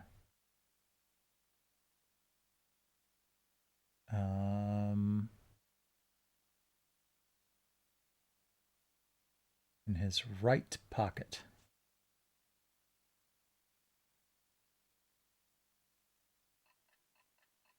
$42. No, that didn't help. Okay. I can't really think of anything I could do hardware-wise. I don't have anything that would boost the audio output. Mommy is going out for an hour, darling, but I'm leaving you with your favorite friend, Roger. He's going to take very, very good care of you, because if he doesn't, he's going back to the Back to the lab. Please, don't worry. Whatever you say. Yes, ma'am. Aye, aye, sir.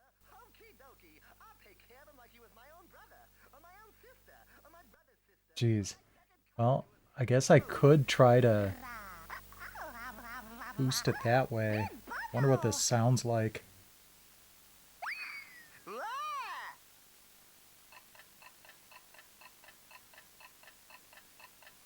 Hold on for a sec. I've got to get moving. Mommy will be back real soon.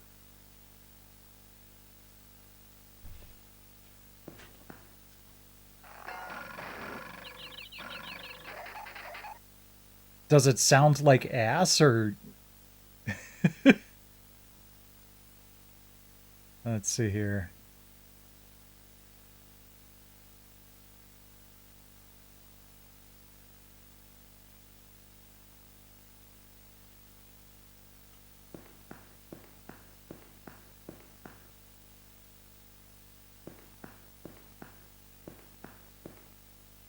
Oh, that's not so bad. Oh!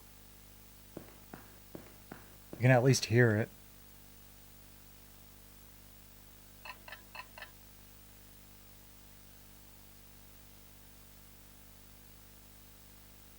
Okay, I'll accept that.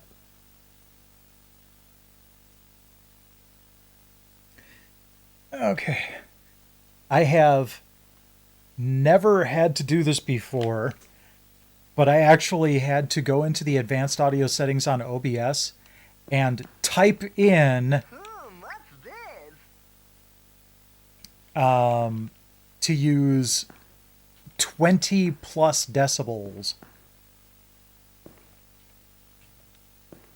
Because you can only go up to 0 decibels with the normal slider.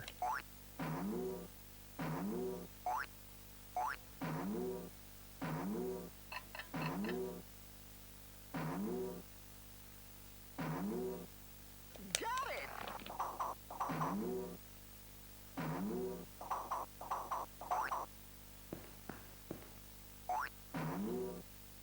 Gee, this is fun. Whoa! I'm going to turn it up on my TV a little bit then.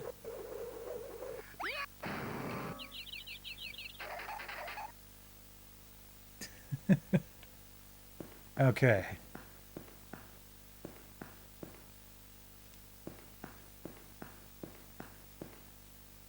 Yeah, no kidding. Okay, got the key.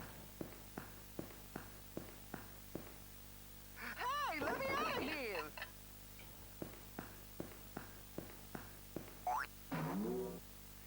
Gee, this is fun. Whoa! Yeah! Yee! There we go.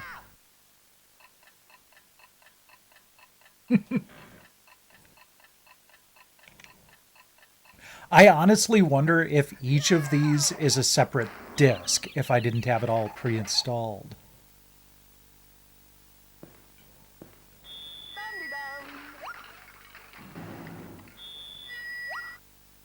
I'm sorry about that sound.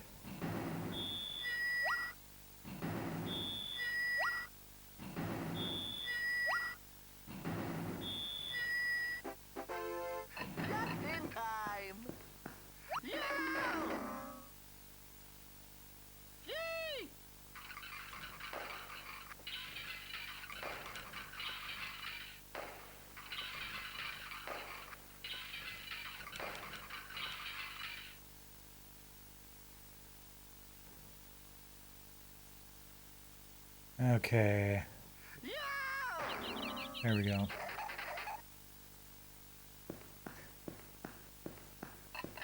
Dude's got a strut.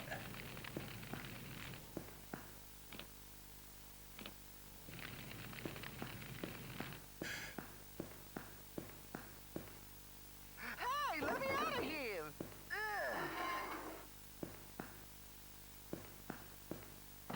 Say, what do you know? Just in time. Oh, okay, cool.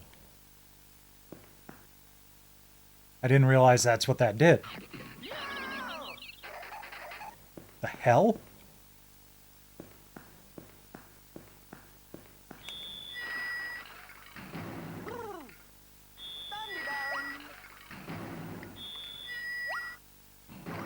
There we go.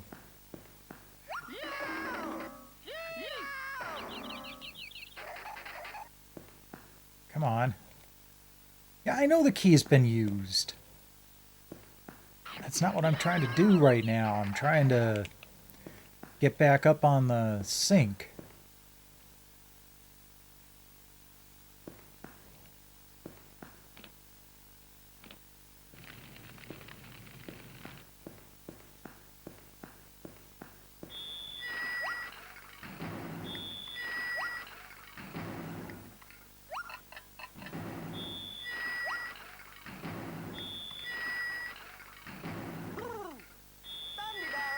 Okay, so that kind of resets it. There's the carrot. Now we should have a banana peel. There we go.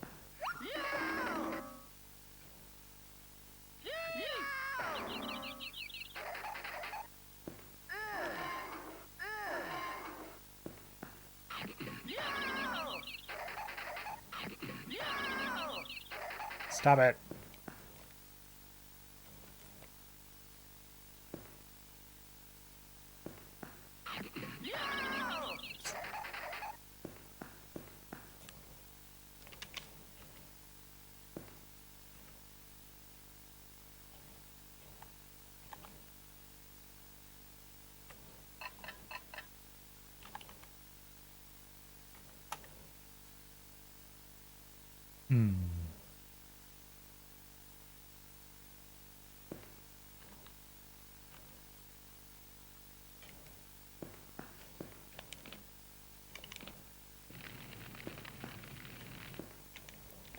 I mean, am I already just kind of screwed?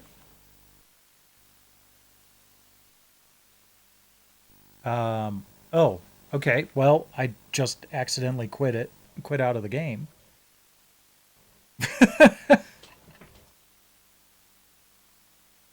All right. How many bananas does Roger have in his pocket? Let's see here. In his left pocket, he has 11.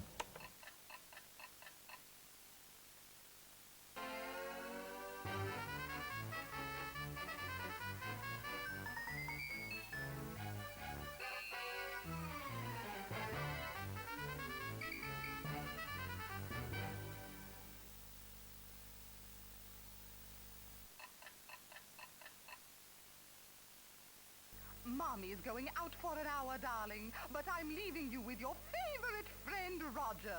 He's going to take very, very good care of you, because if he doesn't, he's going back to the science lab.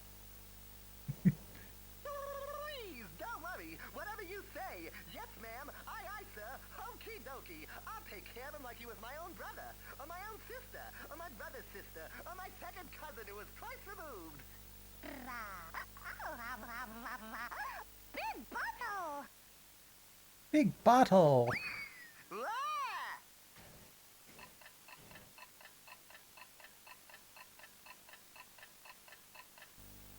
I've got to Okay. keep moving. Mommy will be back real soon. So we had this down.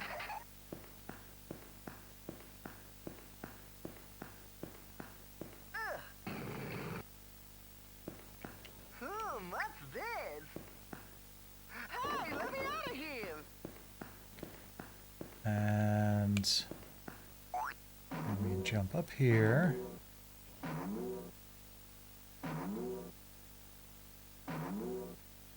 Got it. Turn on the fan.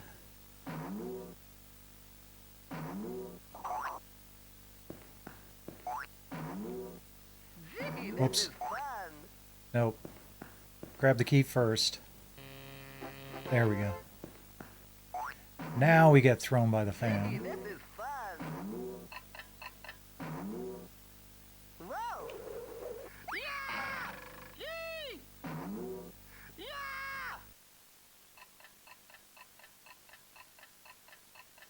Okay.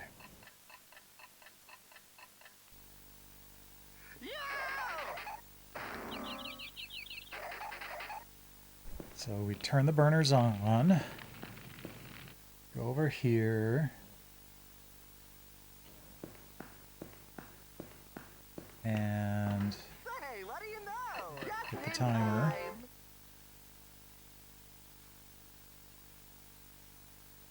Now move the clothes dryer.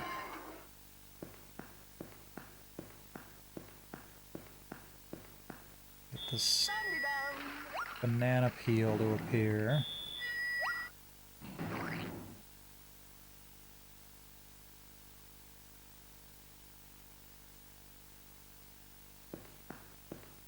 Hit the tape. Hit enter. Okay. Had to keep doing that until everything was trashed. Alright. I did actually find a walkthrough. It's for the PC version, but when I was looking at it after the after I watched the video, it's mostly the same thing.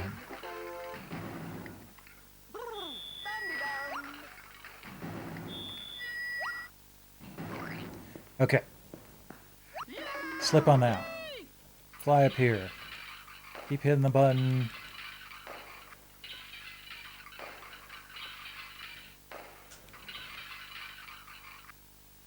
Go over here.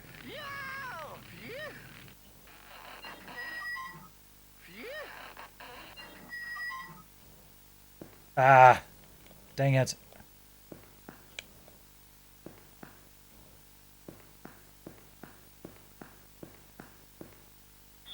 Well, hopefully I'm not screwed. We'll try again. No problem. Thanks for dropping by tonight.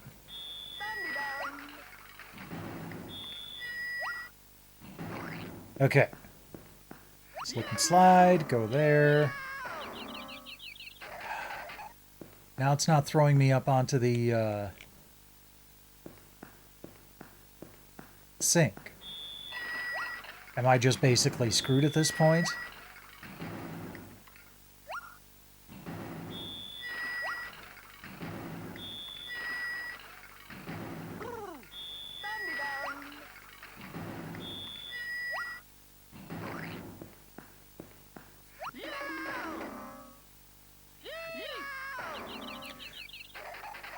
Interesting. I think I do have to, like, time getting thrown off. Somehow. To get back up onto the sink.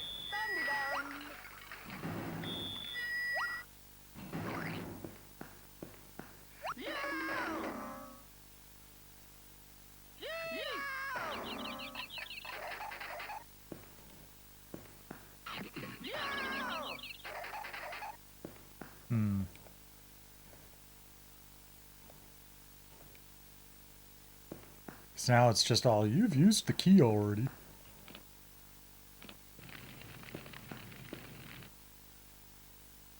I need to get up onto...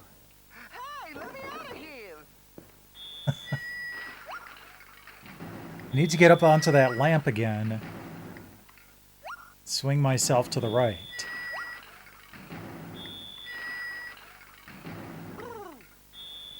Damn, I wish I had saved states.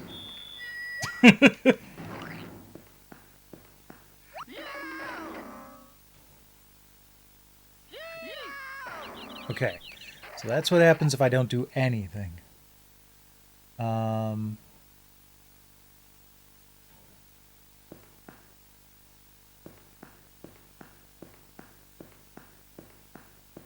try one more time here. Hey, let me Oops. out of here!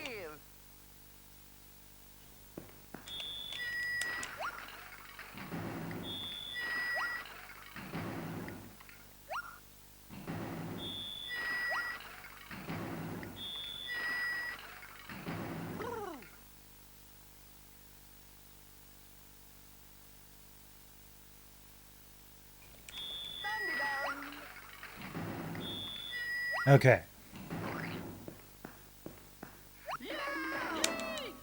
There we go. Just had to do it like immediately as I hit the table. There we go. Okay. Moving along.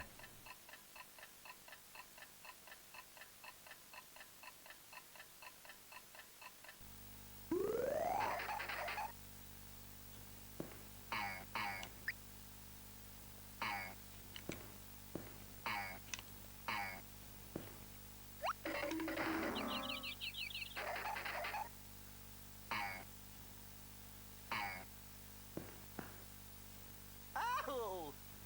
Oh, hold on.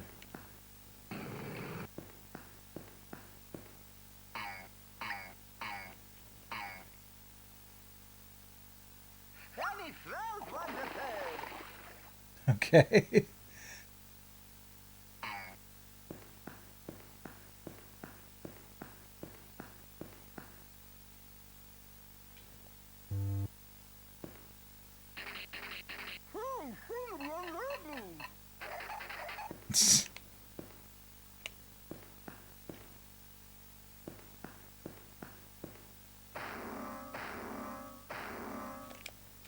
Got it!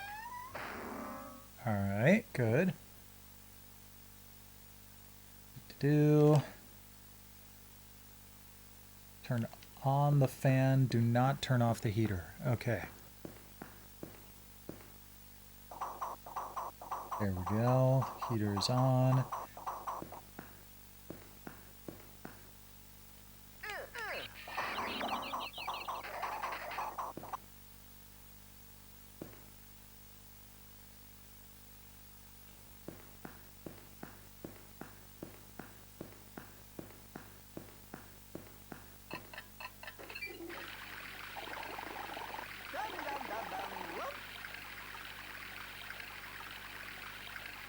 Okay.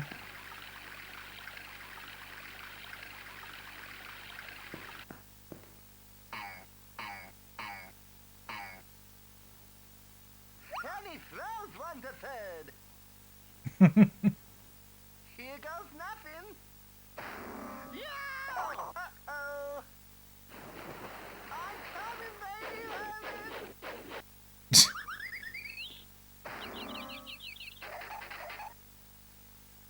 Okay, that... Hold on.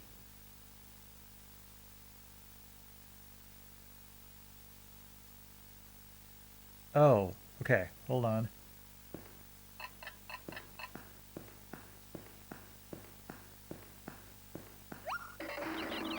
There we go.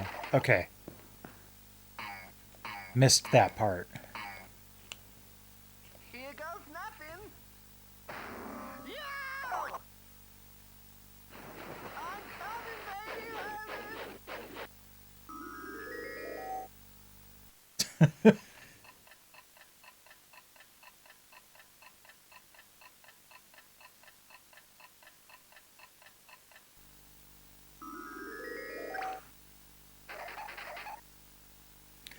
Okay.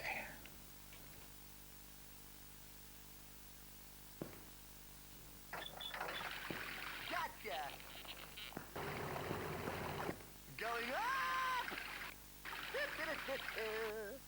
Gotcha. Going up. There we go.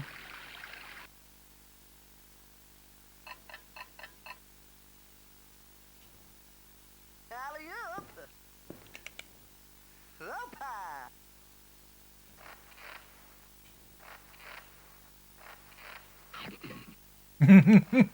Yo! Okay.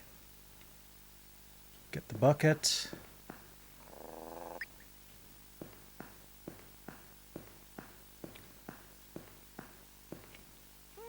Super fertilizer. Yeah!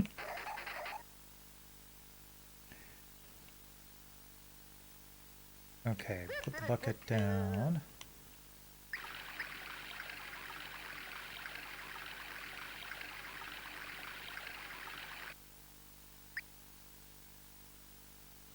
Go back. Gotcha. Going up. Alley-oop. Put out the stake fire.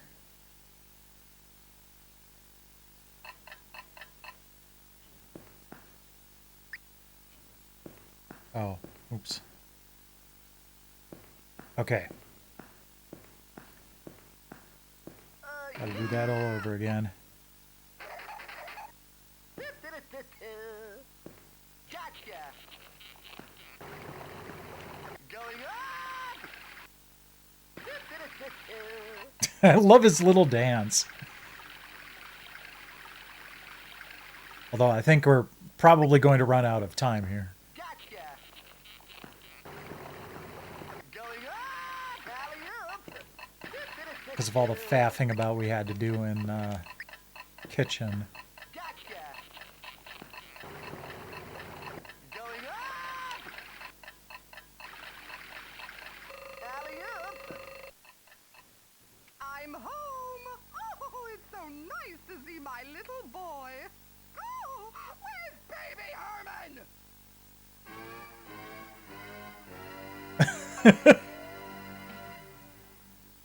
Cut. Roger, the script says Roger has baby Herman back when Mommy gets home. Can't you do anything right? Sorry, Andy. Please forgive me. All right. Are we going to try this again? Yeah, take two. Okay, this is take two. Lights, camera, action! Mommy's going out for an hour, darling. But They're starting me back from the beginning. Ah, damn it. Roger, he's going to take very, very good care of you. Because if he doesn't, he's going Back to the science lab. Please, don't worry. Whatever you say. Yes, ma'am. Aye, sir. Okie dokie. I'll take care of him like he was my own brother, or my own sister, or my brother's sister, or my second cousin who was twice removed. Big bottle!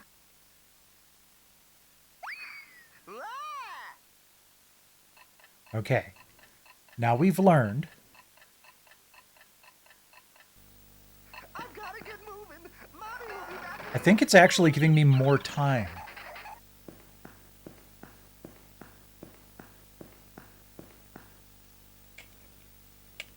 Come on.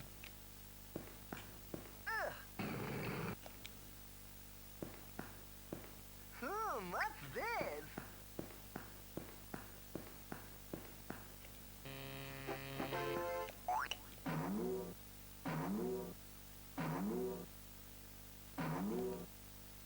Got it! Okay.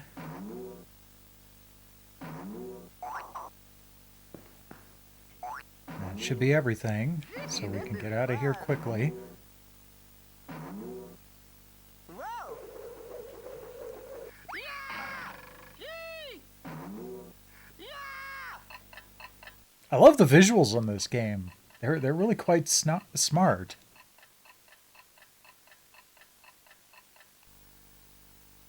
Pretty good looking for the time. Okay, turn that on.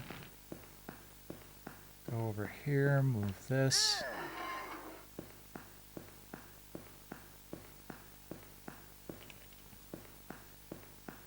Let's get that extra time. It's only an extra minute? Jeez.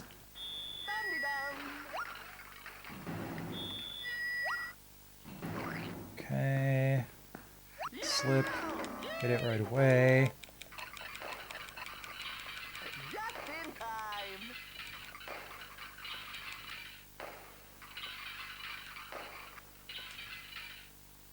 Go over here. Ass burned. And throw myself through the door. Much faster that time.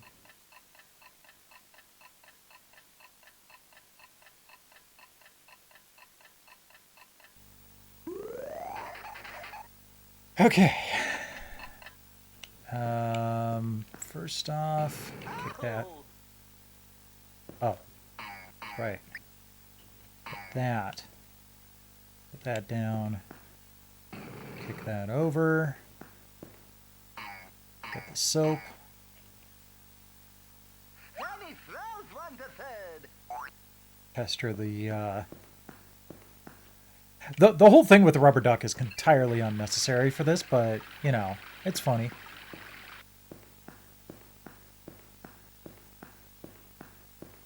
Okay, plug in the fan. Wrestle with that thing. The plunger.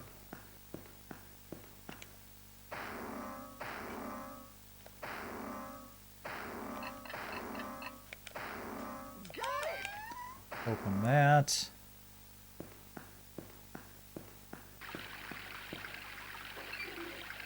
Flip out the soap. Oh wait. Where's the soap? Play with the soap in the water. Yeah.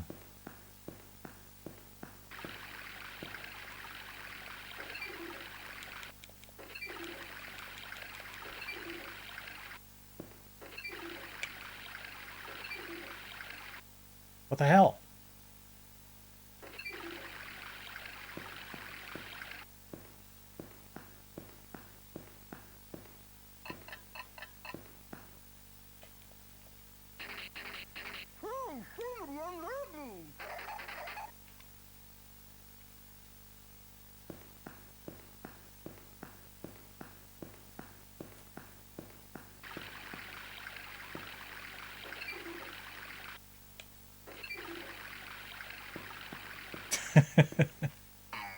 Maybe I have to go up here?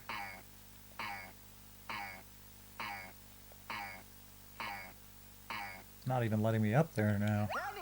Oh, there we go. Okay.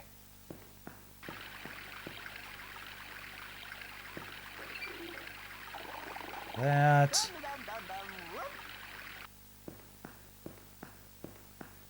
Kick the soap. Whoops. There we go.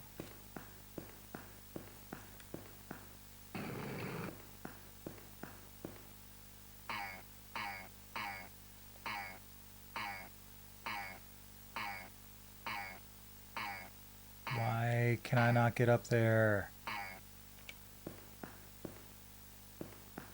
Oh!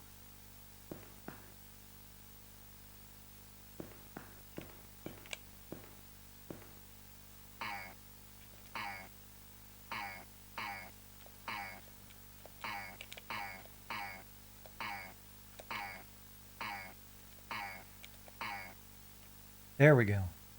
Here goes nothing. Yeah!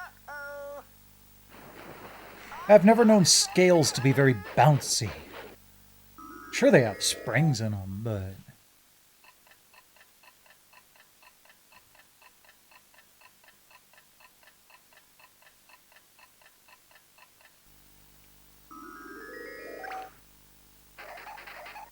Okay, turn on the water. And step on it. Shot up. Fall down. Knock over the fertilizer.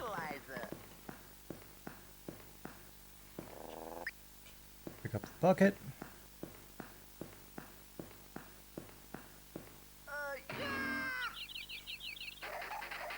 Get my head knocked.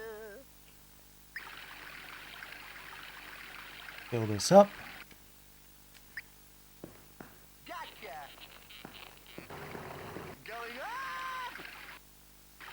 Okay. Now we need to put this out and then immediately do that.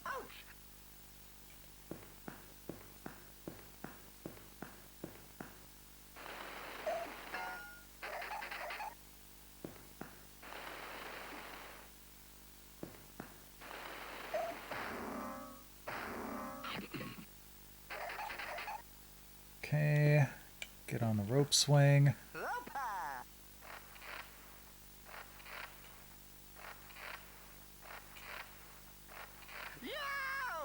Dang it.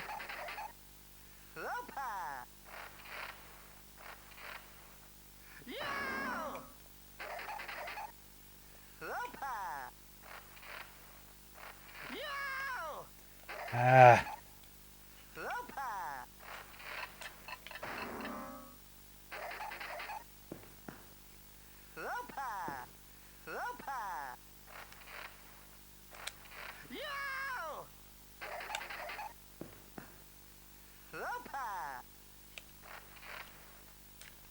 There we go. Okay.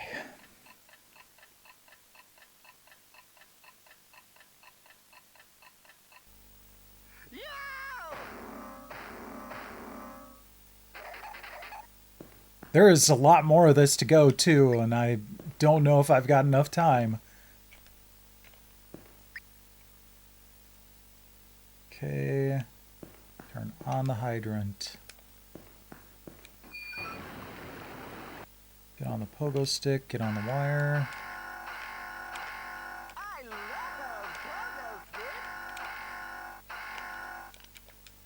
Oh, dang it.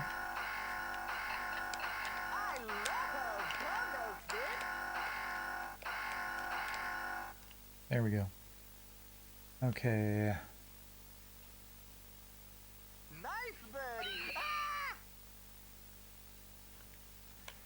I wonder what's in here. Ooh, it's smelled in there. Get the flour. Okay, get back up onto the wire.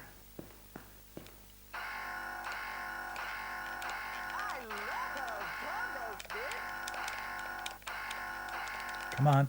Ah.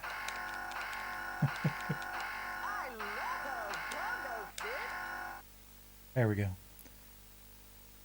Okay.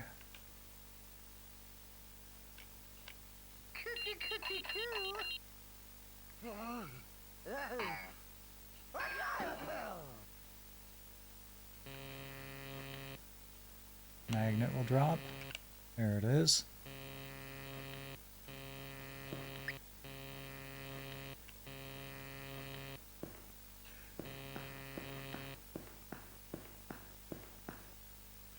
I wonder what's in here. Just in time. Just in time.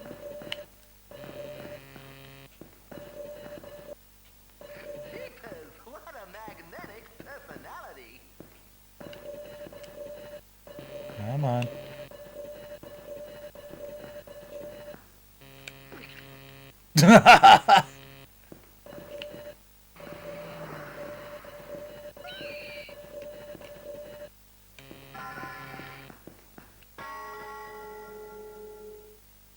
Okay. Dump the garbage can. Stop dancing. Yikes! Yikes! I wonder what's in here. Yikes!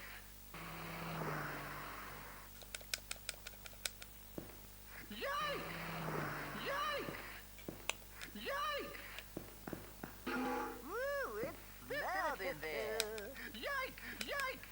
I'm supposed to fall down in there.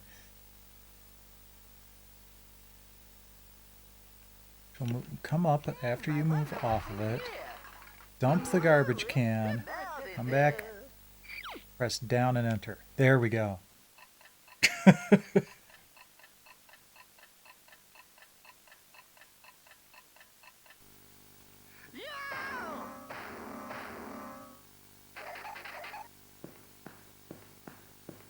Okay, tilt the mixer.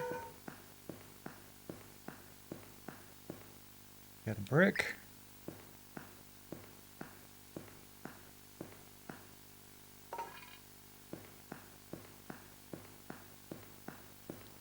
Get some dynamite. Dynamite!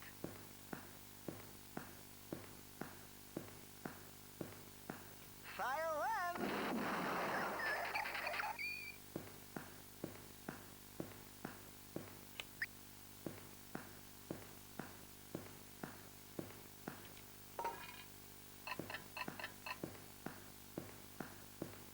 I didn't see what the time is at.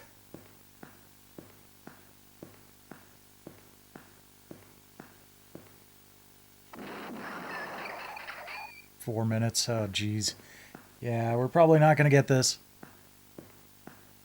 Oh, dynamite! But I'll go up till the end here.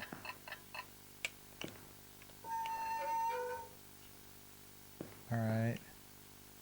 Get on the elevator, kick bricks.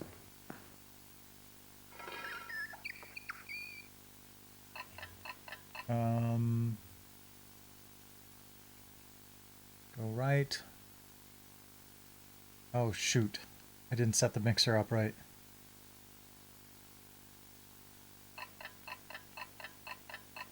Yeah, I'm screwed.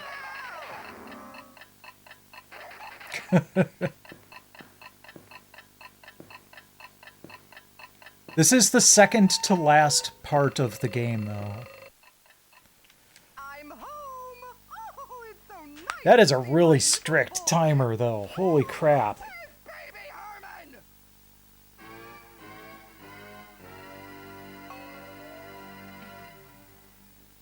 Cut! Cut! Roger, the script says Roger has baby Herman back when Mommy gets home. Can't you do anything right? Sorry, Andy. Please forgive me. All right. Are we going to try this again? Nope. Okay, that's it. Let's wrap for today.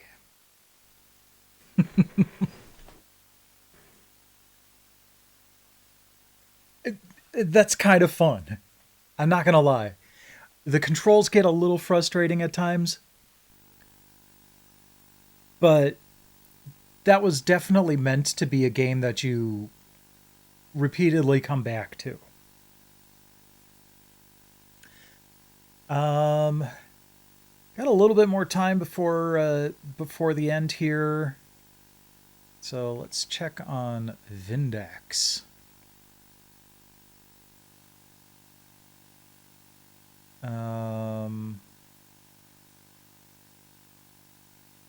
Started level 1. Yeah, that's fine. Don't want to use cheats on my first time playing.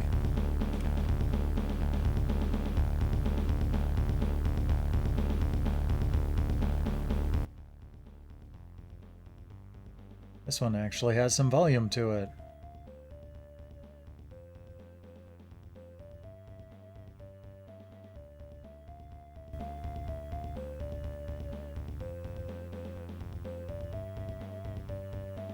Put it to 10 instead of 20.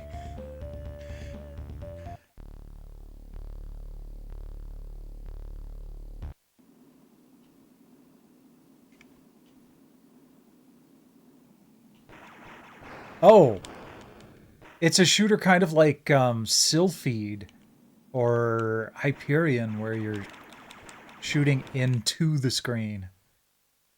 Maybe I should have taken the invincibility. Wow, this is balls.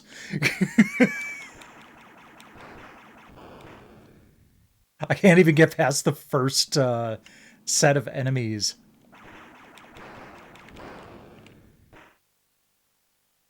Wow.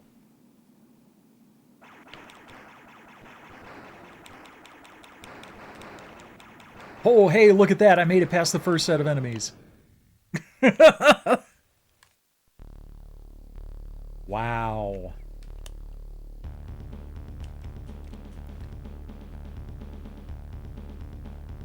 Turtle bite my ass.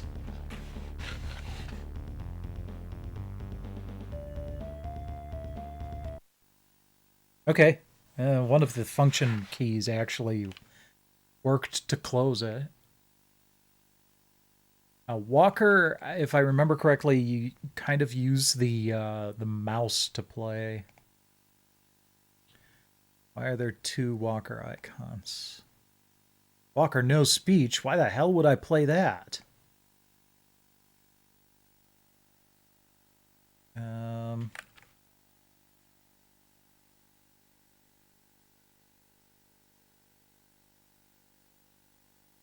Can't page down. Okay. Fire, lock on. Walk left and right. Okay.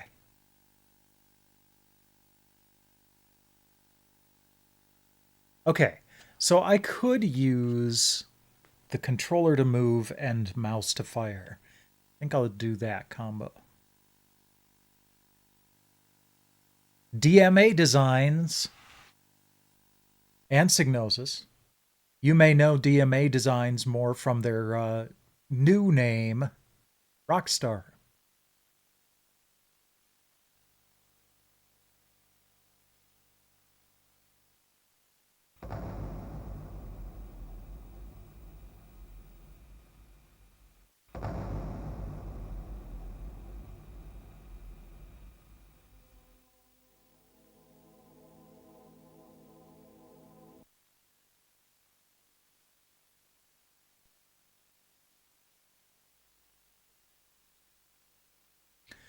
Okay, speech is on, easy mode. What's arcade?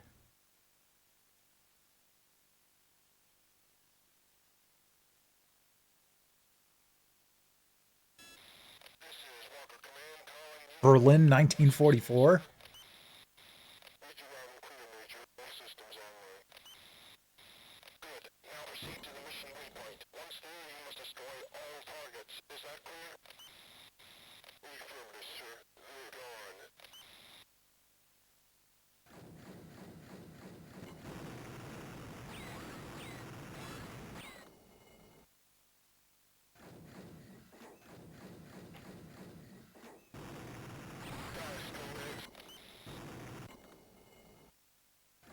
Okay.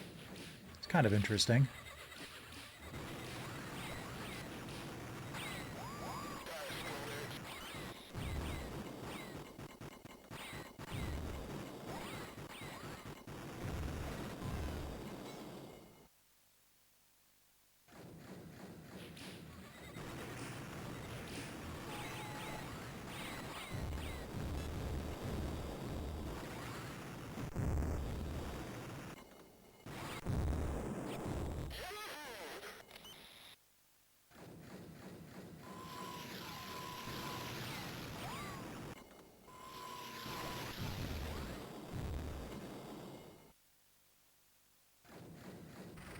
I like how they're doing the parallax scrolling on the ground.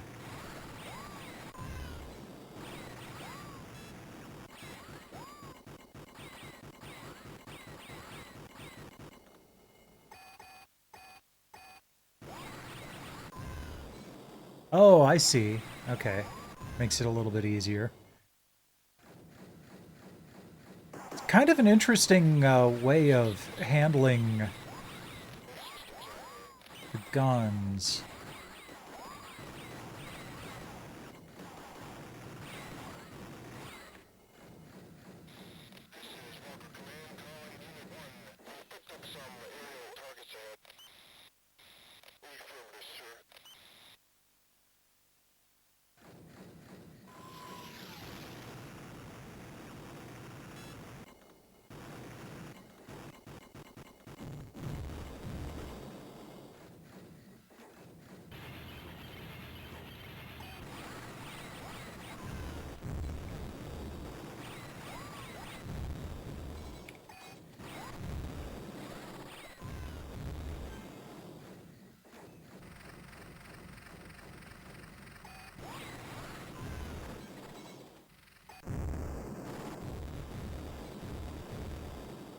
It's kind of funny how I can actually move all the way off screen.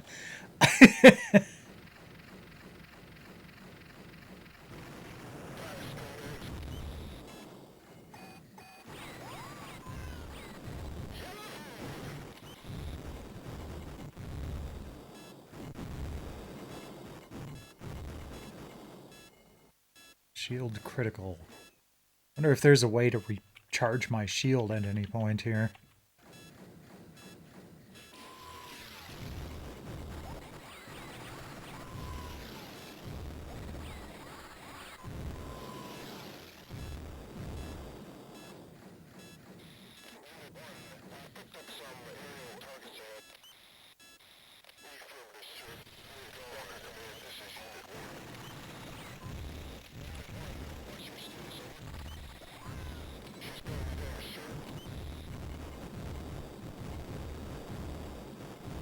I wish I could stomp on these enemies and kill them, but...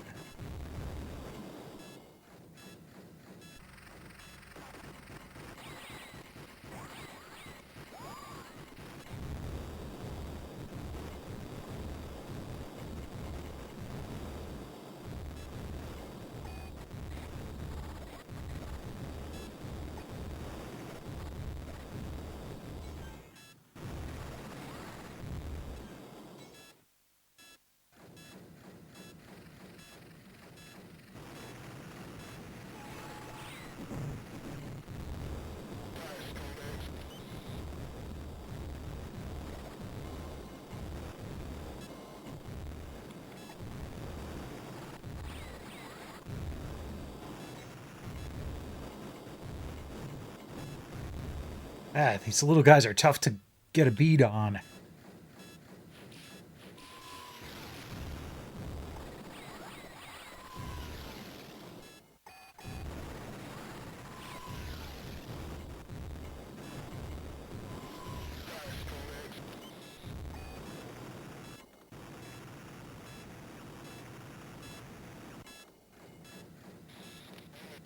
Yeah, I know my shields are low.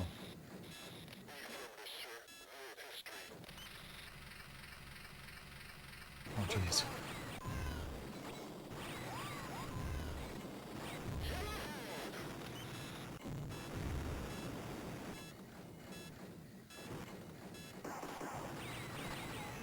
Not gonna lie, this is pretty cool.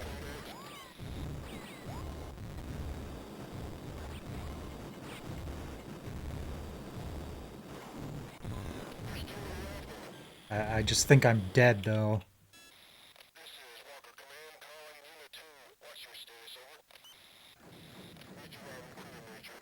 Did I start over from the beginning of the level?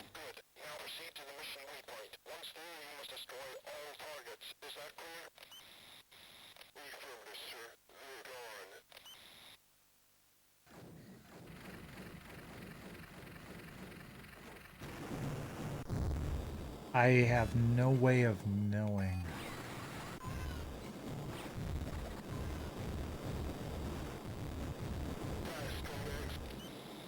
Die, scumbags.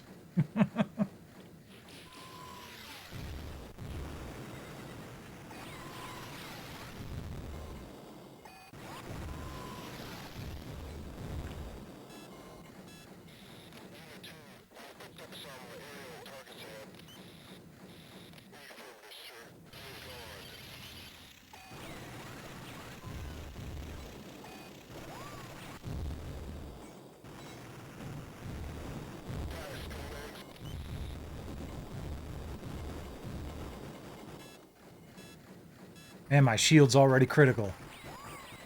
Yeah, I think I did get checkpointed, but pretty far back.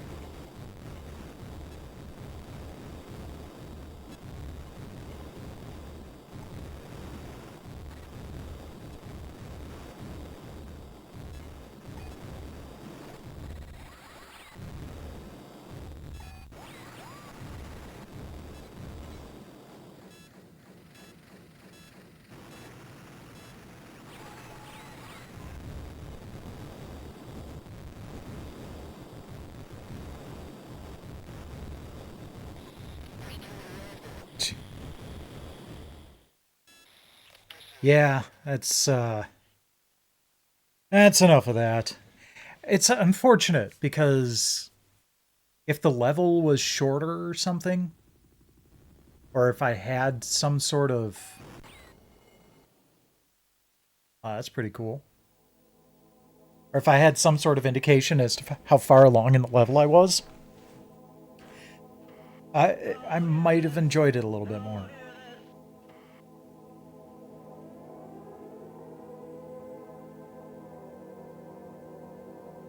Dang. Let's just enjoy a little bit of the Amiga-ness of this.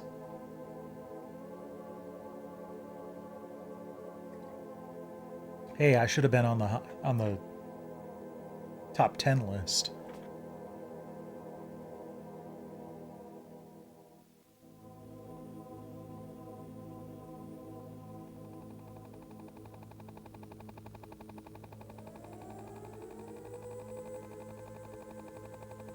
I have to say, and I'm not entirely sure why my capture device isn't doing stereo right now, but it's definitely doing stereo sound, and it's really cool.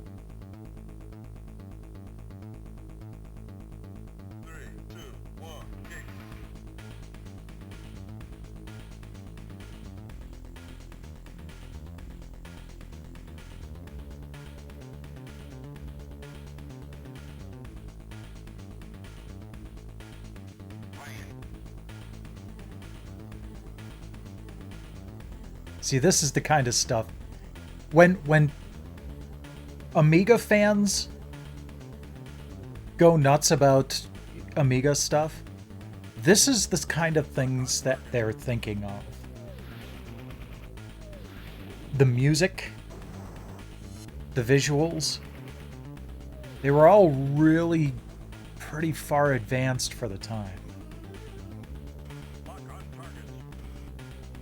There was some tripe on the Amiga. Pretty much every system has it. But this is pretty impressive.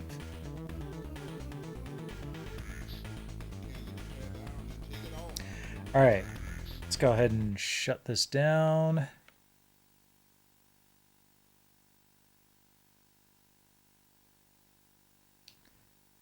And we'll switch over to the PS5 and check in on Armengard.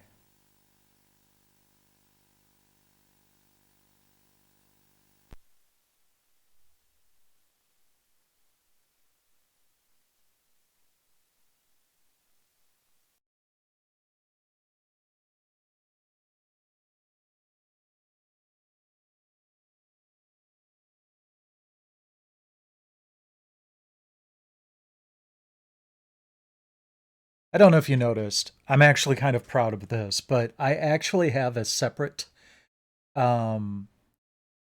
source for scrunching 16:9 stuff down to 4:3.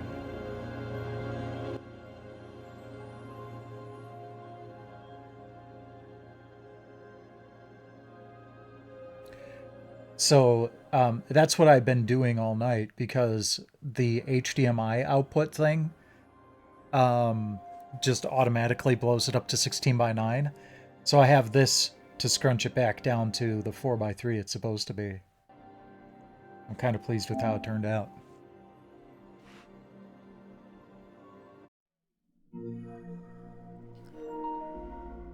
Okay.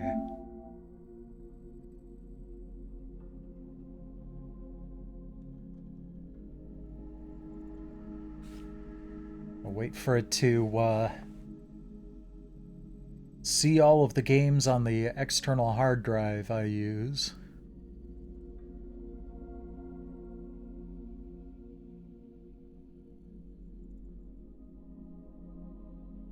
There we go.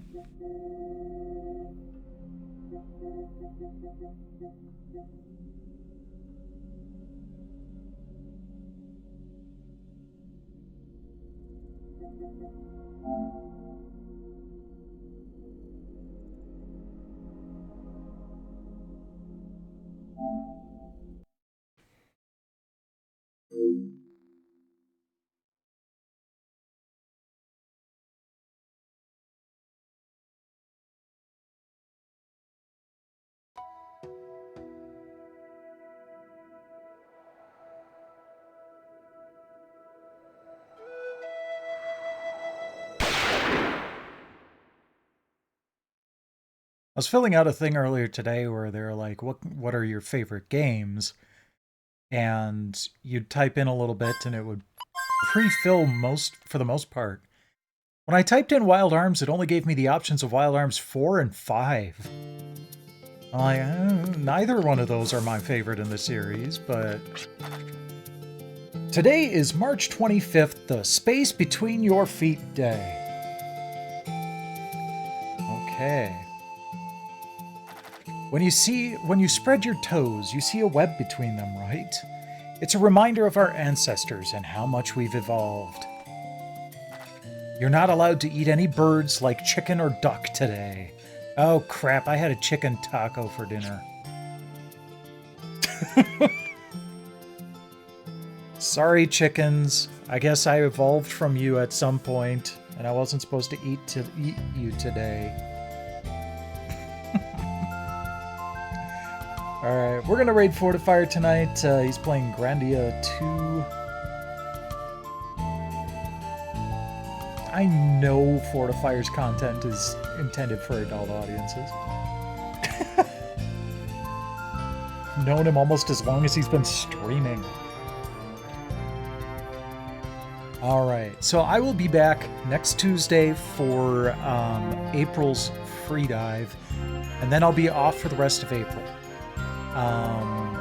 And then I'll be back for May's free dive. So I will catch you later. Thanks for watching. Always appreciate it. Rest well when you do. But in the meantime, enjoy Fortifier.